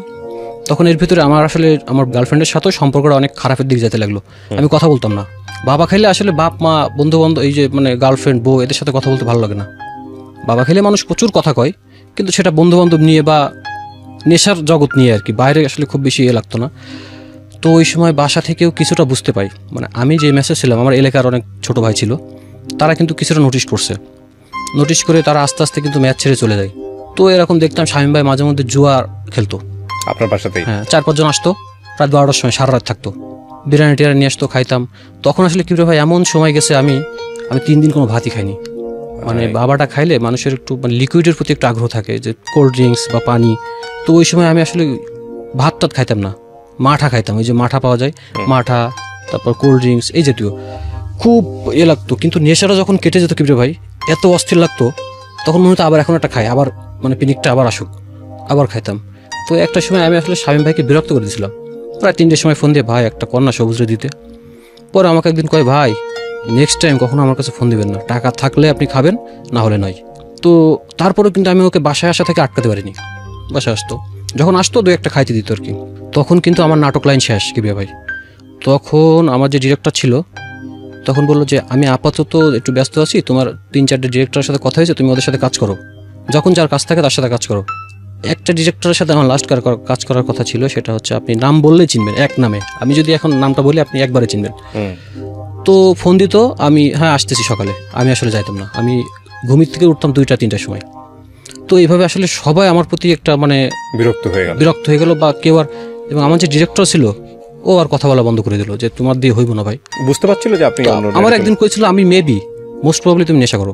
তখন কিন্তু ভার্সিটি এক সেমিস্টার অফ হয়ে গেল আমার, ভার্সিটি যাওয়া বন্ধ। দেখেন কীভাবে জিনিসটা কী হলো। তখন আমি বাসা থেকে কিন্তু তখন ওই টাকা আমার হচ্ছে না। তো বেশি টাকা নিতেন কিভাবে? বেশি টাকা তখন আমি বলতাম যে আমি একটু সাবজেক্ট বেশি নিচ্ছি, তখন তো আমাদের 4টে করে সাবজেক্ট ছিল আর কি। আমি বলতাম যে 5টা নিচ্ছি, বা এই সেমিস্টার নতুন একটা কোর্স আছে করতে। বাবা মা তো এত ডিটেলে যায় না, একদম সব বিশ্বাস করতো। আমার আব্বুকে ওই সময় আমি যদি বলতাম এখন 50,000 টাকা লাগবে একটা কোর্স করতে হবে, কোনো কথা নেই, আমি ফোন কাটার পরপরই দেখতাম ব্যাংকে চলে আসে, এরকম একটা সিচুয়েশন ছিল আর কি। তো এইভাবে বাসায় কিন্তু এরপরে আস্তে আস্তে বাসায় একটু জানতে পারে। তো তখন কীভাবে আমার ওখান থেকে সবাই চলে গেছিলো আর কি। আমার ছোটো ভাই যারা ছিল এলাকার, একটা ছেলে ছিল আর কি, ওর নামটা একটু নাই বলি। চলে গিয়েছিল বলতে মানে ওই পরিবেশ দেখে তখন আমি অল টাইম মেয়ে নিয়ে থাকতাম, মেয়েদের সাথে বাবা খাইতাম, বা মনে করেন অনেক প্রচুর মেয়ে আসতো জুয়া, ওরা অনেক ম্যানেজ করতো আর কি। এমন হয়েছে যে ওদের মাধ্যমে পরিচয়, পরে আমি অন্য জায়গায় নিয়ে ঘুরতে। ওরাও কি ঠিক এই ক্লাসেরই ফ্যামিলি? হ্যাঁ হ্যাঁ, সব না না, মেয়েগুলো আসলে অনেক সফিস্টিকেটেড ছিল কি ভাই, সফিস্টিকেটেড ফ্যামিলি। মানে এটা হ্যাঁ, এটা এমনও মেয়ে আছে আমার বাসা নিচে র্যাপ ফোন নিয়ে আসে, বুঝছেন না, লেক্সাস গাড়ি নিয়ে আসে এরকম। তো এগুলো নাই বলি, এগুলো আসলে আপনি যে এলাকায় থাকতেন মিরপুর ওই দিকের কিছু লোকজন ছিল।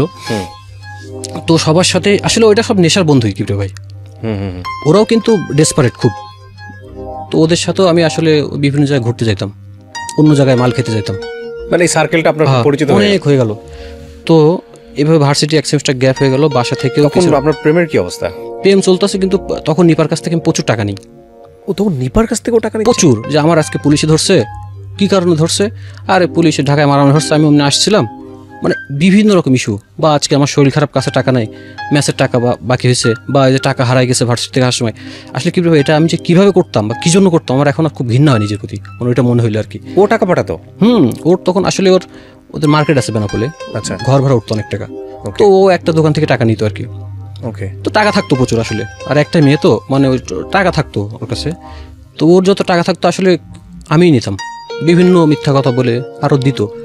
পরে ও বলতো যে আমি জানি তুমি টাকা দিয়ে নেশা করবা, মানে ও বুঝে গেছিল, কিন্তু আমি তোমাকে বিশ্বাস করি, তুমি আমার সাথে চিট করছো, কিন্তু আমি তোমার সাথে চিট করতে পারবো না, টাকা আছে দিচ্ছি নাও, আমার কাছে আরও 2,000 টাকা আছে লাগলে দিও, এরকম বলেই দিত যে আরও 2,020 টাকা আছে বা 780 টাকা আছে, তোমার লাগলে বা নিও। এটা আসলে ও মানে খারাপ লাগা থেকে বলতো, অভিমান থেকে করেছে, কষ্ট থেকে, কিন্তু আমি আসলে ওটা বুঝতাম না। তারপর কি ভাই, নেশা চলতেছে, ভরপুর মেয়ে ছেলেপিলে আসতেছে। তখন আমার একটা মামার সাথে পরিচয় হয় এলাকারই, ও ছিল এক এমপির জামাই আর কি। তো ও তখন আমার বাসায় আসা শুরু করলো। তখন আমি ওই যে নেশামেশা করতাম, তো তখন ও আসতেছে টুকটাক, মেয়েটে নিয়ে আসতেছে, অনেক ওই যে মিউজিক ভিডিও টিডিও করে অনেক নায়ক নিয়ে আসতেছে। তো ওই সময় আমার ম্যাচে একটা ছেলে ছিল আর কি, সবাই কিন্তু চলে গেছে কি ভাই, একটা ছেলে ছিল। ও তখন দেখতাম ফোনে কথা বলতো যে 5 লাখ 4 লাখ, মানে ফোনে কথা করছে যে ভাই না 4 লাখ হবে না 5 লাখ। তো আমার একদিন আসলে কিউরিসিটি থেকে তাকে আমি জিজ্ঞেস করলাম যে কি আসলে বিষয়টা কি। তো কইলো কাকা ভার্সিটিতে ভর্তি জালিয়াতি আছে, আপনার এক একটা স্টুডেন্ট ভর্তি হবে 4 লাখ 5 লাখ টাকা, আমি 60,000 70,000 টাকা কমিশন পাবো। কিভাবে হয় আসলে এটা একটু বলি কিভাবে হয়। সেটা হচ্ছে যখন ভার্সিটিতে ভর্তি শুরু হয় প্রচুর যে জালিয়াতি পাওয়া গেল, আমাদের অনেকে ধরা খাইছে, এই গত বছর ধরা খাইছে, এবং আপনার এই যে যমুনা টিভিতে রিপোর্ট হয়েছে। হ্যাঁ, এটা খুব বহুল প্রচলিত ঘটনা। আমার মনে হয় যারা আজকে দেখছেন খুব মনোযোগ দিয়ে শোনেন যে প্রসেসটা আসলে কি করতো ওনারা। ওকে, আমরা এখান থেকে বিরতিতে যাব প্রিয় শ্রোতা, ছোট্ট একটা ব্রেক। আর একই সাথে আপনাদেরকে যেটা বলতে চাই, আজকের যিনি অতিথি আছেন তাকে যদি আপনারা দেখতে চান চলে আসবেন আমার পার্সোনাল ইউটিউব চ্যানেলে www.youtube.com/RJKibriya.fm, RJKEBRIA.FM চ্যানেলটি আছে কিবরিয়া আরজে নামে। ওখানে গিয়ে প্লিজ সাবস্ক্রাইব করে নেবেন, এবং তারপর আপনার যে ভিডিওগুলো দেখতে ইচ্ছে করে যা কমেন্টস করলাম। তো বললো সিস্টেমটা হচ্ছে ডিভাইস দিয়ে দেবে, মানে যে পরীক্ষার্থী তার কাছে ডিভাইস, এবং ছেলেরা আন্ডারওয়্যারের ভিতরে ডিভাইস রাখতো। তখন আসলে কীভাবে এতটা চেকিং ছিল না, এখন যেভাবে চেক করা হয়। আর মেয়েদের ক্ষেত্রে আপনার কানে যে একটা মেয়ে বরকা পড়লো, এখানে একটা ব্লুটুথ হেডফোন দিয়ে দিল, মোবাইলটা আপনার ইনার ভিতরে রাখলো, বা তখন কিন্তু আসলে ওইভাবে মেয়েদের ওইভাবে চেক হইতো না, বা ওই এত জানাজানি হয় নাই তখনও। পরীক্ষা 10 মিনিটের ভিতরে আপনার প্রশ্ন ওরা ফাঁস করে ফেলতো যে কোনোভাবে ম্যানেজ করে। আর এটা সম্ভব হতো, পরীক্ষা শুরু হওয়ার পরে প্রশ্ন ফাঁস করে এটা কোনো আহামরি কিছু যে তা না। তো প্রশ্ন ফাঁস করে ওদের সলভিং টিম থাকতো। এমন স্টুডেন্ট ছিল কি ভাই, বইটা পড়ে, কেউ ঢাকা ভার্সিটিতে ফার্স্ট ক্লাস সেকেন্ড থার্ড এরকম, অনেক ট্যালেন্ট, কারণ সুপার ট্যালেন্ট, মানে সব জানাশোনা এই টাইপের। মানে সলভ করতে গেলে তো আপনাকে বুঝতে হবে জিনিসটা, আপনার 5-7 মিনিটের ভিতরে সলভ করতে হবে। তখন একজন থাকতো সাধারণ জ্ঞানের, একজন থাকতো বাংলার। ওরে বাবা! তো সলভ করার পরে ওটা আবার ওরা ওই যে মোবাইল লিখতো, ধরো সেট এ পড়ছে আপনার, 1-এর অ্যান্সার 2, 2-এর অ্যান্সার বি, 3-এর অ্যান্সার সি। এখন ধরো একটা মেয়ের কাছে মোবাইল ডিভাইস কানেক্ট করা আছে, কিন্তু যতক্ষণ পরীক্ষা দিবে ওর সাথে কিন্তু কানেক্ট থাকবে মোবাইল ডিভাইস, যে হ্যালো তুমি কি শুনতে পাচ্ছ? যে মেয়ে যদি মানে যে শোনে, যে তুমি যদি শুনতে পাও একটা কাশি দাও, তখন স্বাভাবিকভাবে পরীক্ষার হলে কিন্তু একটা মেয়ে কাশি দিতেই পারে। একটা কাশি দিল, তোমার সেট কি পড়ছে, তোমার যে সেটটা পড়বে তুমি সেই সেটে কাশি দিবা।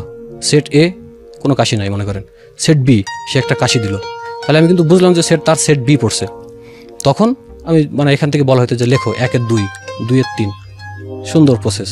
সেও পরীক্ষা চান্স হয়ে গেল, টাকাও দিল, ক্লিয়ার। আর ছেলেদের ক্ষেত্রে হয়তো কি ছেলেদেরটা একটু টাফ ছিল, এটা হচ্ছে আন্ডারওয়্যারের ভিতরে মোবাইল রাখতো, কোনো এক সময় সুযোগ পাইতো আসলে কীভাবে, ওই সময় নাইতে এত তো সম্ভব ছিল না, মোবাইলটা বের করে শুধু সেটটা মেসেজ করে দিত একটা নাম্বারে। তোর আমি লিখতেছি, ফোন নিচে রেখে একটা মেসেজ করি যে সেট এ, তখন সব প্রশ্ন পাঠিয়ে দিতাম তারে, মানে আমি তো না, ওরা পাঠিয়ে দিত।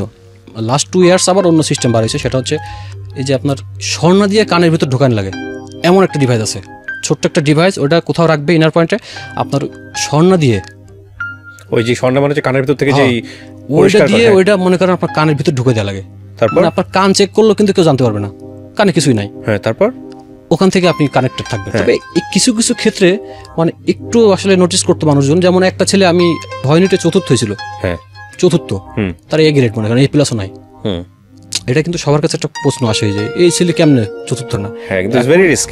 তারপরেও যে এখনো হয়, এই জন্য বললাম প্রতি বছর কিন্তু ধরা খাচ্ছে। পরীক্ষার সময় দেখবেন এই হলে এতজন মানে ধরা খাইছে, গত বছরও তো ধরা খাইছে। ডিভাইস চেক হয় না যে মোবাইল ফোন নিয়ে যেতে পারবে না, মেয়েদের সব জায়গায় তো চেক করতে পারবে না, বা ছেলেদেরও আপনি চেক করলেন এতটুকুই। আর আসলে ওটা রাখারও সিস্টেম ছিল, ছোট মোবাইল রাখতো। আচ্ছা, ওটা টেকনিক, এটা নিয়ে রিসার্চ করতো আসলে ওরা। আচ্ছা আচ্ছা, হ্যাঁ। তো তারপর আমি ওকে বললাম যে আমি করা স্টুডেন্ট ম্যানেজ করি, তুই শুধু আমাকে, তোর তো দায়িত্ব থাকে 5টা 7টা 10টা স্টুডেন্ট, তুই শুধু আমাকে কোর্সিনগুলো, আমি তোর কাছে বলবো এই সেট, তুই কোর্সিনগুলো আমাকে দিয়ে দিবি। তখন আমি এলাকায় 6টা স্টুডেন্ট ঠিক করলাম, 6টা, 4 লাখ টাকা নিচে একটাও না, 4.5 লাখ 5 লাখ এরকম। টাকার সিস্টেমটা কি হতো? ভর্তি হওয়ার পর চান্স হওয়ার পর টাকা দিবে। আর আসলে কেউ টাকা মারতো না, কারণ তারা বুঝতো যে যেভাবে ছেলে পোলা ভর্তি করতেছে এদের অবশ্যই একটা অনেক বড় লিঙ্কেজ আছে, মানে যদি কোনো কারণে টাকা টুকা মাইরে খায় তাহলে লাইফ। এবং আমি এটাও কইতাম যে আপনার ছেলে কিন্তু বাঁচতে পারবে না, ভার্সিটি শেষ। আর সব তো আমার গ্রামের, বুঝছেন, এলাকার। সো ওই ধরনের মানুষজন এত চিটিং বা করবে এরকম না। তো 6টা ছেলে নিয়েছিলাম, মেবি একটা ডিভাইস নিতে পারিনি, মানে বেরই করতে পারিনি। পরীক্ষার হলে হয়তো একটু কড়াকড় ছিল আর কি, এই জন্য। তো ওই সময় ও আমাকে, আরও আমার সাথে 2-3টা ছোটো ভাই ছিল, ওই সময় ও আমাকে এই যে আমার 3টা না 4টা সেট পড়ছিল, ঠিক এইভাবে কিন্তু আমি ওদের সাথে কানেক্ট করতেছি। হ্যাঁ, মোবাইল নিয়ে গেছে ভিতরে, মেসেজ করে দিয়েছে, সেটে পাঠাই দিছি, ও আমার পাঠাই দিল। ও কিন্তু আমার করছে জাস্ট যে আমি পারবো কি হবে না এটা কিন্তু জানে না। আর ও জানতো না যে 5-6টা, ও জানতো 2টা বলতে মানে আমি 2টা স্টুডেন্টের কাজ করব। আমি বললাম যে আমার কাছে টাকা পয়সা দরকার, একটু আমার সিস্টেম করে দেয়। তো আমার ওই সময় 5টা স্টুডেন্ট চান্স পেয়েছে, এবং সব র্যাঙ্কিং ভালো, সব মানে খুব। এর বাইরেও আমার 2-3টা স্টুডেন্ট ছিল কমিশনে দেওয়া, যে আমার 50-60 টাকা দিবে। তখন আমি কইলাম এই টাকা আমার দেওয়া লাগবে না, তুই নিয়ে নে। তো ওই সময় কিন্তু আমার কাছে একটা হিউজ টাকা আসে। কত টাকা আনুমানিক? আপনার 5টা স্টুডেন্ট যদি আপনি অ্যাভারেজে 4 লাখ টাকা করে ধরেন, তাও তো 20 লাখ টাকা। এখানে একটা ব্যাপার আছে কি ভাই, টাকা কিন্তু আমাকে কেউ একবারে দেয়নি। এখন গ্রামে তখন তো আসলে আমি যারে পাইছি তারে নিছি, আমি জানি তার টাকা দেওয়ার ক্যাপাসিটি নাই, তারও নিছি, কারণ আমার তো স্টুডেন্ট পাইতে হবে। তো এরকম টাকা দিত 2 লাখ 2.5 লাখ, ধর একজন 2 লাখ দিচ্ছে, ওইটা দিয়ে 1 মাস খাচ্ছি, 2 মাস খাচ্ছি, এসব ইয়াবা। তখন শেষ, 2 লাখ শেষ। আবার যখন টাকা শেষ, আঙ্কেল টাকা দেন, আরেকজন দিত। এভাবে কিন্তু টাকা আমি এক জায়গায় করতে পারতেছি না। একবারে মেবি আমি 7-8 লাখ টাকা এক জায়গায় করছিলাম একবার। সেটা হচ্ছে আমি ওই সময় আমার কি যেন মনে হলো, আব্বুকে একটা বাইক কিনতেছিলাম, পালসার, 2,08,000 টাকা আমার মনে পড়ে। আর আমার গার্লফ্রেন্ডের একটা চেন বানিয়ে দিয়েছিলাম।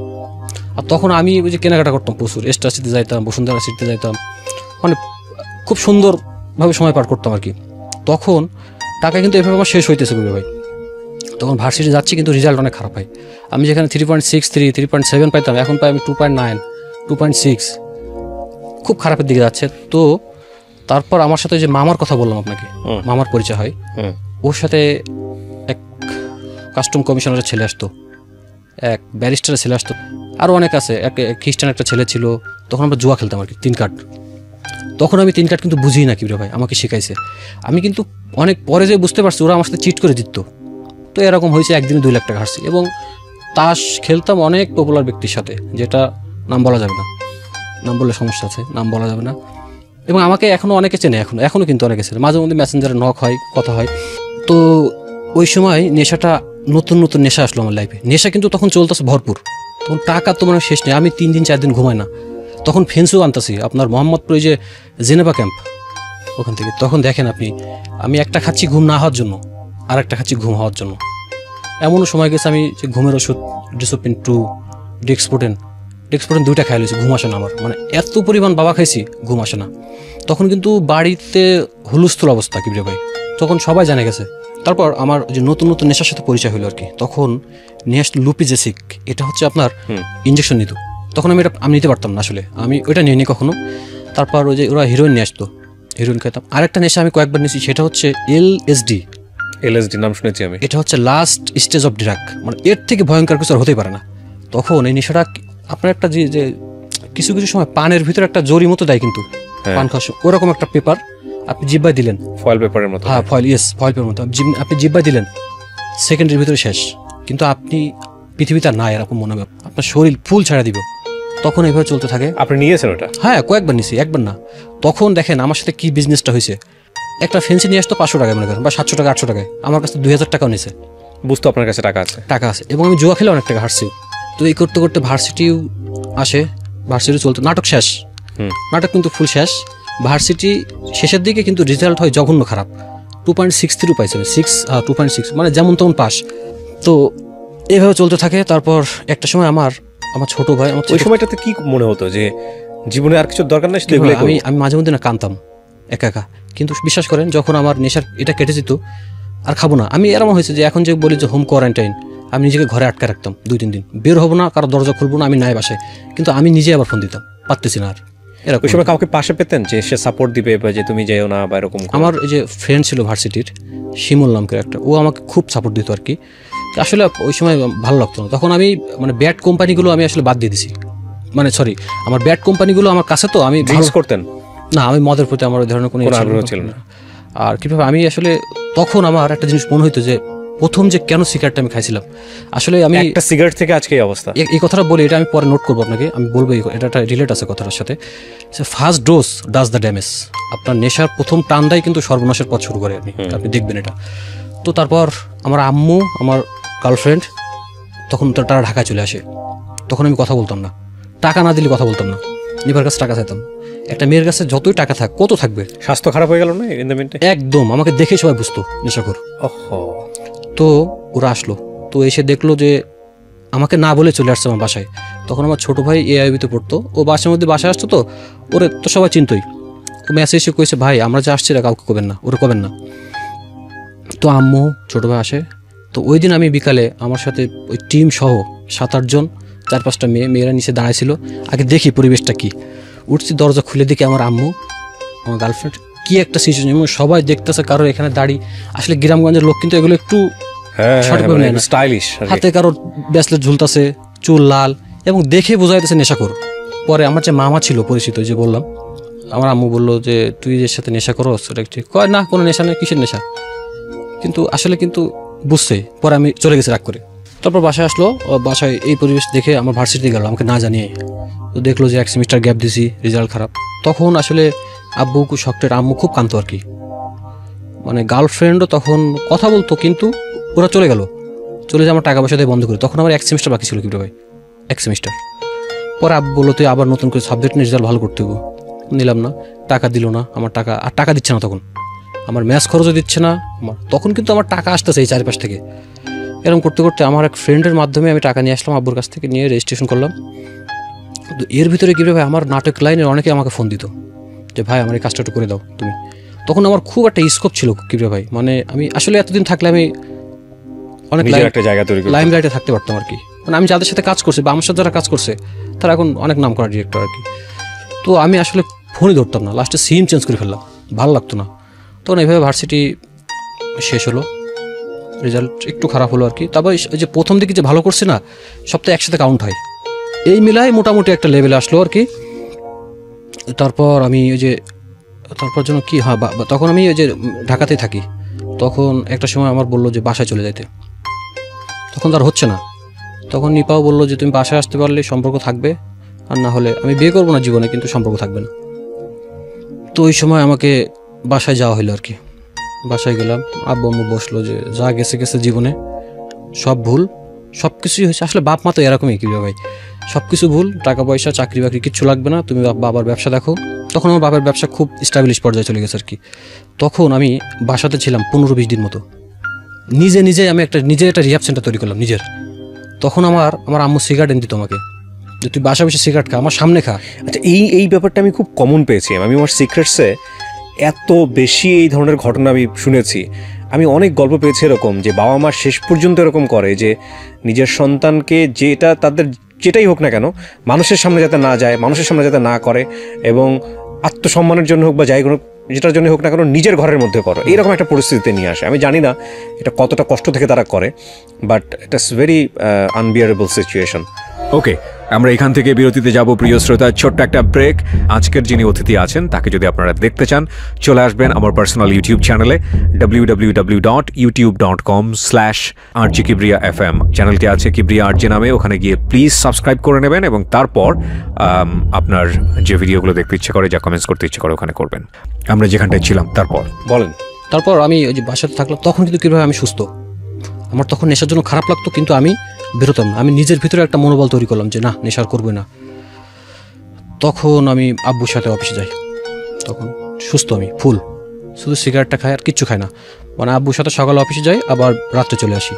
এর ভিতরে যখন অফিসে থাকতাম, আব্বুই অফিসে এমপ্লয় যারা ছিল বলতো যে ও সিগারেট খা, কোনো সমস্যা নেই, ওর সাথে থাকবি। তো আমি অফিসের সাথে যে সিগারেট খেতাম, আমার আব্বু জানতো আমি সিগারেট খেতে যাচ্ছি, একজন সাথে পাঠাইতো, এতটা কেয়ারিং ছিল। তো এইভাবে চলতে চলতে ব্যবসা, তখন আমি বেশি আসলে কি বাপের ব্যবসা, তো তখন ওই যে প্রয়োজন মতোই নিতাম আর কি, 8,000 10,000, মানে সপ্তাহে 2,000 3,000 এরকম নিতাম। নিয়ে কি করতাম, আমি কিন্তু বাজার করতাম ওই টাকা দিয়ে, বাসায় যা খাইতে মন চাইতো খাইতাম, একটু নেট ভরতাম, নেট চালাম। মানে তখন মানে আমার অবস্থাটা খুব ভালো আর কি, যা গেছে গেছে, পাস্ট ইজ পাস্ট। তখন নিপার সাথে সবাই খুশি মোটামুটি হলো আর কি। তো তখন কিন্তু আমি যে ভার্সিটির যে টাকা পয়সাগুলো পাইতাম, তখন কিন্তু টাকা পয়সা মোটামুটি শেষ। একজনের কাছে আমি 3-4 লাখ টাকা পাইতাম আর কি। ও ডেট দিছিল কিছুদিন পরে দিবে, তো একটা সময় টাকা দিল 2 লাখ টাকা আমি আব্বুকে দিয়ে দিলাম। ওই সময় আমি বলছি এই টাকাটা কিসের টাকা, কই থেকে নিয়েছে জানার দরকার নেই, তুমি রেখে দাও টাকাটা। তো নিল। আসলে ওই সময় তো আসলে টাকা থাকলেও আমার কাছে রিস্ক। তখন আমার বিয়ে ঠিক হয় আর কি ওর সাথেই, ওরা মানবে না, ওরা রাজি না। তারপর অনেক কিছু, ছেলে তো এখন ভালো হয়ে গেছে, এখন বিয়ে দেওয়া যায়। তো নিপার একটাই কথা ছিল, বিয়ে করলে ওকেই করবো, না হলে নয়। আপনি চিন্তা করেন, 7 থেকে আমার ভালো লাগা, ভার্সিটি শেষ হয়ে গেল আমার, আর ওর হচ্ছে ইন্টার ফার্স্ট ইয়ার থেকে ওর অনার্স মাস্টার শেষ হয়ে গেল, অনার্স শেষ, সরি। তো এটা তো সম্ভব না আসলে। তো বিয়ে হলো অনেক ধুমধাম করে। আমার জীবনে আমি কখনো এত বড় বিয়ে দেখিনি কিরে ভাই। বিয়ে বলতে মানে ওর বিয়ে হয়ে গেল আমার সাথে? আপনার সাথে বিয়ে হলো? আমার সাথে। ফাইন। 550 জন বরযাত্রী গেছিলাম আমরা। এবং আমার বিয়েতে ওই সময় আমার ইন্টার অঞ্চলে কোনো প্রাইভেট ছিল না, যত প্রাইভেট সব ভাড়া করছিল।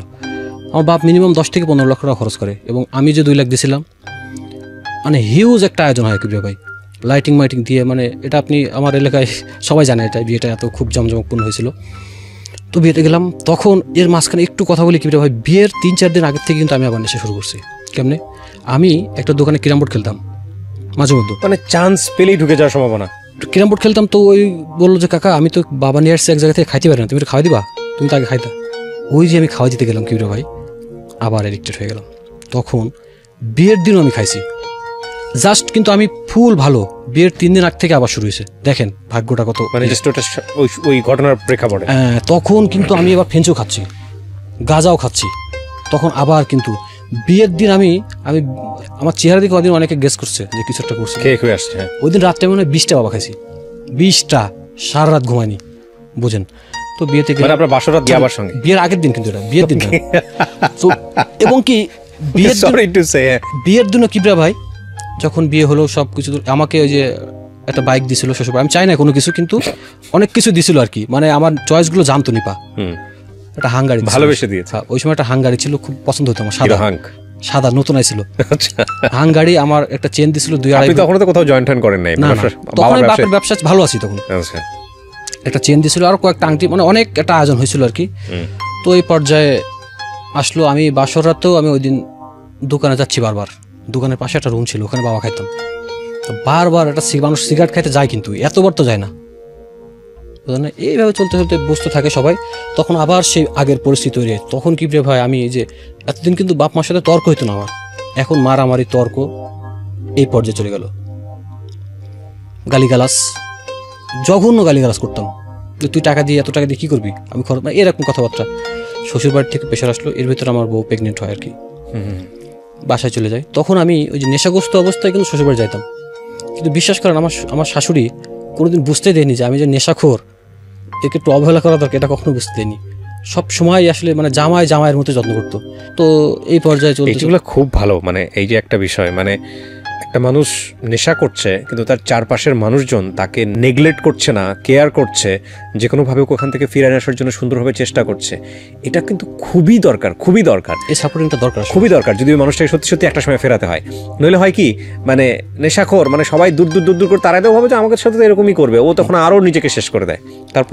তারপর ওই যে আমার ওয়াইফ প্রেগনেন্ট হলো বাসাতে, তখন আমার আম্মু কিন্তু অনেক বুঝাই তোমাকে, কানতো সারাদিন, আব্বু আম্মু কানতো যে আমি কি থেকে কি আবার কি হলাম। তখন খারাপ আচরণ করতেন প্রচুর মোটরসাইকেল ফেলে দিতাম, মোটরসাইকেল চুরি করে বেঁচে দেবো। তখন একটা এগ্রো ফার্ম ছিল আমাদের, গরুর খামার ছিল, গরু বেঁচে দেবো। এমন কি আপনি দেখলে বুঝবেন, এই যে আমি দা দিয়ে কুপাইতাম আমার হাত পা, যখন নেশার আমার উঠতো, এই যে কুপাইতাম। ও মাই গড, মানে এতটাই খারাপ ছিল নেশার এ পর্যায়ে। তখন কিন্তু ফেন্সি ইয়াবা, তখন কি ভাই আমি ওই যে ফোন বুকে, আমার যে ফোন বুকে নাম্বার থাকতো, আমি সবার কাছে টাকা হালা চাইতাম। মানে সবাই বুঝতো যে একদম, মানে আমার ফোন বুকে এমন কেউ লোক ছিল না যার কাছে আমি টাকা নিইনি। কেউ যদি কইতো 2000 নাই, 1500 আছে, 1500 দেয়। কেউ যদি কইতো 200 আছে, বিকাশে 200 দেয়, এরকম। তো একটা সময় সবাই বুঝলো, তখন আমি মাঝে মধ্যে আমি নিজেও কানতাম, আমার খারাপ লাগতো যে আমি আবার, কিন্তু আমি ছাড়তে পারতাম না কিবরে ভাই, আমি ছাড়তে চাইতাম, পারতাম না। বন্ধু তখন আমার পলিটিক্যাল অনেক পাওয়ারফুল লোকের সাথে পরিচয় হয়, যারা এখনও আছে, তাদের সাথে সম্পর্ক হয়। তখন ওই জন্য আসলে আমি নেশা করে বেরোলো, পুলিশ প্লাস আমাকে কখন ধরতো না। এদের সাথে মেশে সারাদিন নেশা করতাম, রাত্রে বাসায় ফিরতাম না, ট্রেন রাস্তায় শুয়ে থাকতাম। ট্রেন রাস্তায় ছোটো ছোটো ঘর থাকে না, ওখানে আমার অনেক বন্ধু বান্ধব তৈরি হয়ে গেল, যারা মনে করেন এই দিনের বেলা রিক্সা চালায়, আছে এরকম। তো সারা রাত ঘুরতাম, বাসায় আসতাম না। যেদিন বাসায় আসতাম সেদিন চিল্লি, বউ প্রেগনেন্ট থাকা অবস্থায় একদিন ধাক্কা মেরে দিছে আর কি, ধাক্কা মারছি, খাটের পর পড়ে গেছে। তো এরকম সিচুয়েশন পার হয়েছে। তো যে টাকা পয়সা যে হালাত নেই, এটা কিন্তু বাসায় চলে আসে, কারণ দিচ্ছি না কিন্তু আর। তারপর ওই টাকাটা আমার দিয়ে দেয়, ওই যে 1,70,000 টাকা বাকি ছিল, 1,70,000 মতো। তখন ওই টাকাটা আমি দিনে না শোধ করে, নেশা করে আবার শেষ। তখন এবার বাইক বেচে দেবো। তারপর যে বাবা বেচতো, আমাকে 25-30 হাজার টাকা পাইতো। একদিন রাত্রে এসে বাসায় কয় যে আপনার ছেলের কাছে টাকা, আব্বু কয় চুপ, কোনো কথা হবে না, টাকা দিয়ে দিচ্ছি। মানে গেটের সামনে চিল্লি টাকা দিয়ে দিয়েছে, ফেন্সিওয়ালা টাকা পাইতো। তখন আসলে আমি শেষ। গ্রামগঞ্জ বা সবাই আমাকে খারাপ জানতো তখন আমার নিজের আমি যে লোকের সামনে যাইতে লজ্জা লাগতো, আমি খুব একাকিত্বভাবে থাকতাম।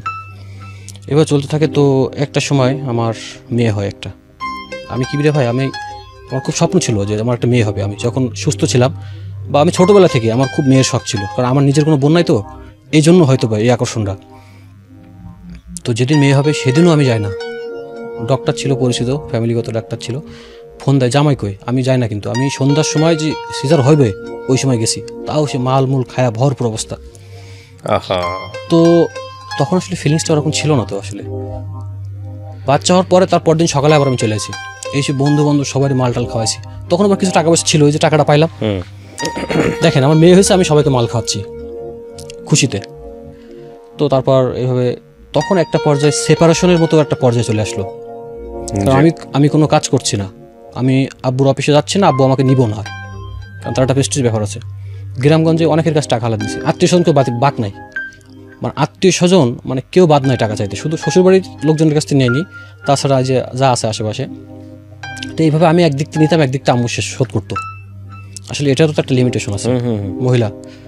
আম্মু কাঁদতো এবং আম্মুর কান্না দেখে আমার খুব খারাপ লাগতো, কিন্তু কীভাবে আমি ছাড়তে পারতাম না। তো এভাবে চলতে চলতে একটা সময় আমি বললাম যে আম্মু আমি রিহ্যাব সেন্টার যাবো। নিজে থেকে বললেন? নিজে থেকে।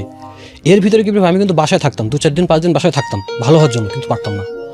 আর তখন বাইক ছিল তো আমার, বন্ধু বান্ধব অভাব হতো না, টান দিয়ে চলে যেতেন। হ্যাঁ মানে তারপর হয় না, এইভাবে করতে করতে আমি আসলে পরিস্থিতি এতটাই খারাপের দিকে চলে গেল, তখন নিপা চলে গেল বাড়িতে।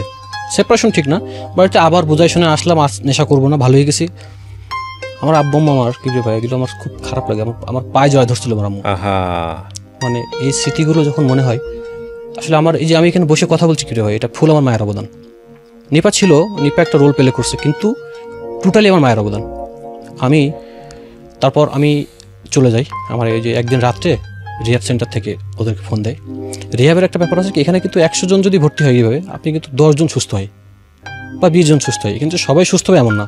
অনেক লোক দেখছি আমি স্লিপ করছে পরে বাড়ি ব্যাপার। তো আমাকে তখন আমি রুমের ওই দিন দেখি আমার বাসায় ঢুকতে দেয়। ওই দিন দেখি নিপা বাসায় নাই, শ্বশুরবাড়ি চলে গেছে। তো ওই দিন বাসায়, অন্যদিন কিন্তু বাসায় ঢুকতে দিত না আমাকে, যে তুই যেখানে পারিস সেখানে যা। মানে বাড়িতে ঢুকতে দিত না, এরকম সিচুয়েশন। আমি ট্রেন রাস্তায় থাকতাম, আমি কি বললাম, কিসে থাকতেন? ট্রেন রাস্তায় যে ছোট ছোট ঘর আছে না, ওখানে ঘুমাইতেন রাতের বেলা? ওদের সাথে থাকতাম। মানে এই যে এটা আসলে মানে তারপর আমি ঢুকতে দিল ওই দিন আমাকে, ঢুকে আমি বাসায় দেখি ওই দিন আমাকে খুব ভালো ব্যবহার করতেছে আব্বু আম্মু। মানে ওই রিহ্যাবে দিয়ে দিবে ওই দিন দেখি যে মুরগির মাংস, মানে আমি যা যা পছন্দ করি খুব খাওয়া দাওয়া করে খাইতে পারতাম না, কি আসলে এত করে খাইতে পারতাম আমি, তখন রুচি থাকতো না খাওয়া, নেশা করলে। ওই দিন বাবা খেতে করছে বাসার, তখন আমি বাসার ভিতরে বাবা খেতাম, আপনার এয়ার ফ্রেশনার মারতাম, গোলাপ জ্বালাইতাম, মানে আসলে গন্ধটা বাইরে যাইতো না। বাবার কিন্তু একটা গন্ধ আছে। হঠাৎ 3-4টের দিকে আমার দরজায় নক, রাতের বেলা। হ্যাঁ ভাই, আমরা থানা থেকে আসছে, ওসি সাহেব আপনাকে একটু দেখা করতে গেছে। তখন একটা কি যে একটা আতঙ্ক। তখন আমার রুম তো পাশে ছিল, আব্বুদের পাশে আমাদের পাশে। আব্বু আমাকে ডাকি, কেউ ডাক শোনে না। আমার ছোটো ভাইকে ডাকি, তখন ওর বাসায় গেছে, কেউ ডাক শোনে না। পরে দরজা খুললাম, আমি বললাম ভাই আপনার রিহ্যাব সেন্টারতে, বুঝছি তো দেখে কোনো টানা হেঁচড়া করার দরকার নেই, চলেন। তো গেলাম। ওই দিন আমার কাছে মনে হচ্ছে আমি বাসা ছেড়ে চলে যাচ্ছি, কি একটা খারাপ মানে। তারপর গেলাম, একটা মাইক্রো নিয়ে আসলো, ওরা তুললো। ওই দিন যখন বাসে উঠে কি ভাই গান চালায় আর কি, যে ছেলে আমার বড় হবে, মানে ওরা আসলে ইমোশনালি মানুষকে একটু শক দেওয়ার চেষ্টা করে, মার গান বাপের গান, তখন আমার খুব খারাপ লাগে। তো এইভাবে রিহ্যাব সেন্টারে গেলাম। তো রিহ্যাব সেন্টারে যাওয়ার পরে ওর ভিতরে যেয়ে দেখি কারোর কাপড় নাই, মানে সব তো নেশাখোর, সব তো এরকম মনে করেন এক্সট্রিম লেভেলের নেশা, এক্সট্রিম লেভেল, মানে এক্সট্রিম লেভেল ছাড়া তো আসলে রিহ্যাব সেন্টারে কেউ যায় না। রিহ্যাবটা কোথায়? যশোরেই, খুব নাম করা আর কি। তো কেউ এসে আমাকে ভাই আসসালামু আলাইকুম, মানে একজন কারো তার কাটা, মানে কি যে অবস্থা। তো আমাকে বসালো উইথড্রল রুম। আপনি যখন প্রথম যাবেন ওখানে আপনার একটা উইথড্রল রুম আছে। কি জিনিস এটা? এটা হচ্ছে আপনি প্রথম 3-4 দিন আপনাকে ওই রুমে রাখবে। সেটা হচ্ছে আপনি বাথরুমে গেলেও আপনাকে হাত ধরে নিয়ে যাবে, মানে একটা ফুল রেস্টে। আমাকে কয় কি খাবেন, আমি কিছু 1 প্যাকেট ব্যঞ্জন নিয়ে আসেন, একটা তেহারি নিয়ে আসেন 1 প্যাকেট, আর একটা স্পিড নিয়ে আসেন, এই বলছি। তো কিছুক্ষণ পরে দেখি আমার আসলো 1 প্লেট মোটা চালের, 1 প্লেট ভাত, অল্প একটু ডাল। দেখেন আমি কিন্তু ছোটোবেলা থেকে ভাই কোনো কষ্ট করিনি কখনোই, আমার টাকা পয়সা বাড়ি থেকে বা খাওয়া দাওয়া এই ধরনের কোনো কষ্ট কখনো পড়িনি। ওই দিন জীবনটা বুঝলাম আসলে। তো আমি এসব খাই না, আপনি সবই খাবেন, এর থেকে আরও খারাপ খাবারও খাইতে বাধ্য হন। তো দেখি পাশে একজনের জানলায় ঝুলাই রাখছে, কারণ এইসব পরিস্থিতি দেখে আমি আসলে জোর করে খাইছি, কারণ মানে জানলায় ঝুলাই রাখছে বান্দা, মানে পাগলামি করলে মার কোনো কথা নেই। যদি আপনি সুস্থ ভালো থাকেন, আপনি যদি ওদেরকে সাপোর্ট করেন কোনো প্রবলেম নেই, আপনি সুস্থ থাকবেন। উল্টাপাল্টা কিছু করলেই মায়ের। এখন যদি আপনি যে চিল্লাচিল্লি করেন, কারোর সাথে গায়ে হাত দেন বা টর্চার করেন, তখন তো আপনাকে হয় কি একটু এক্সট্রিম লেভেলে সাইকো ব্যাপারগুলো চলে আসে। সাইকো ছিল ওই সময় 3-4টে ছিল সাইকো, ফুল সাইকো। এই ড্রাগ না পেয়ে কেউ সারাদিন ভাষণ দিত, মনে করেন একজন সারাদিন ভাষণ দিত না, কিন্তু সাইকো হলে তো অন্য ট্রিটমেন্ট হওয়ার কথা, কারণ এটাকে ড্রাগ না পেয়ে এরকম হয়ে যাচ্ছে নাকি? এটা আসলে নেশা করতে করতে এরকম হয়ে গেছে। এবং ওখানে এমন পেশেন্টও ছিল কি ভাই, যারা পাবনা পাগলাগড় থেকে আসছে। ওকে, আমরা এখান থেকে বিরতিতে যাব প্রিয় শ্রোতা, ছোট্ট একটা ব্রেক, আমরা যেখানটায় ছিলাম তারপর। তো ওখানে খাওয়া দাওয়ার মান ছিল, আমি খুব সম্মান দেখে কই যে সেন্টারের যারা ডিরেক্টর আছে, এটা আসলে আমি খারাপের জন্য করছি। রিহ্যাব সম্পর্কে আমার এখানে এসে আজ পর্যন্ত ভালো কেউ কোনো কথা বলে নাই, আপনি বলতে পারেন। কিন্তু রিহ্যাব ভালো বলতে ওরা কিন্তু খুব আপনার ভালো ভালো কাউন্সিলিং করে, ডেফিনেটলি ওখানে কিন্তু রেজাল্ট আসে। খাবার মানটা একটু খারাপ, এটা আসলে ওদের কিছু ব্যারিয়ার্স আছে, টাকা বা এত রুম ভাড়া। 500 গ্রাম ডাল পাক করতো আমাদের জন্য, টোটালি 60 জন মতো ছিলাম, 2 বার খাইতাম। চিন্তা করেন এবার, হাফ কেজি ডাল দিয়ে, হাফ কেজি ওর ভিতরে আলু দিত, ছোট ছোট আলু পিস করে দিত, আর মোটা চালের ভাত। সপ্তাহে 1 দিন মাংস দিত, আমার মনে পড়ে 1 পিস মাংস, 1 বাটি ঝোল। কি যে ভালো লাগতো কি ভাই ওই দিন, মনে হচ্ছে। অথচ আমি কিন্তু দেখেন মানে আমার কোথাকার ছেলে কি অবস্থায় ছিল তাকে, এটাই ঠিক, মানে একদম জিরো থেকে স্টার্ট করা আবার নতুন করে। হ্যাঁ, তো এইভাবে করতে করতে আমি আসলে ওখানে একটু মানাইনি নিজেরে। আমি আপনার কি তখন ড্রপ আউট হয়ে গেছে, অনার্স পাস করে ফেলেছেন নাকি? না, তখন তো বিবিএ শেষ আমার। বিবিএ শেষ, এমবিএ করা হয় না? এমবিএ আমি আর করিই না পরে।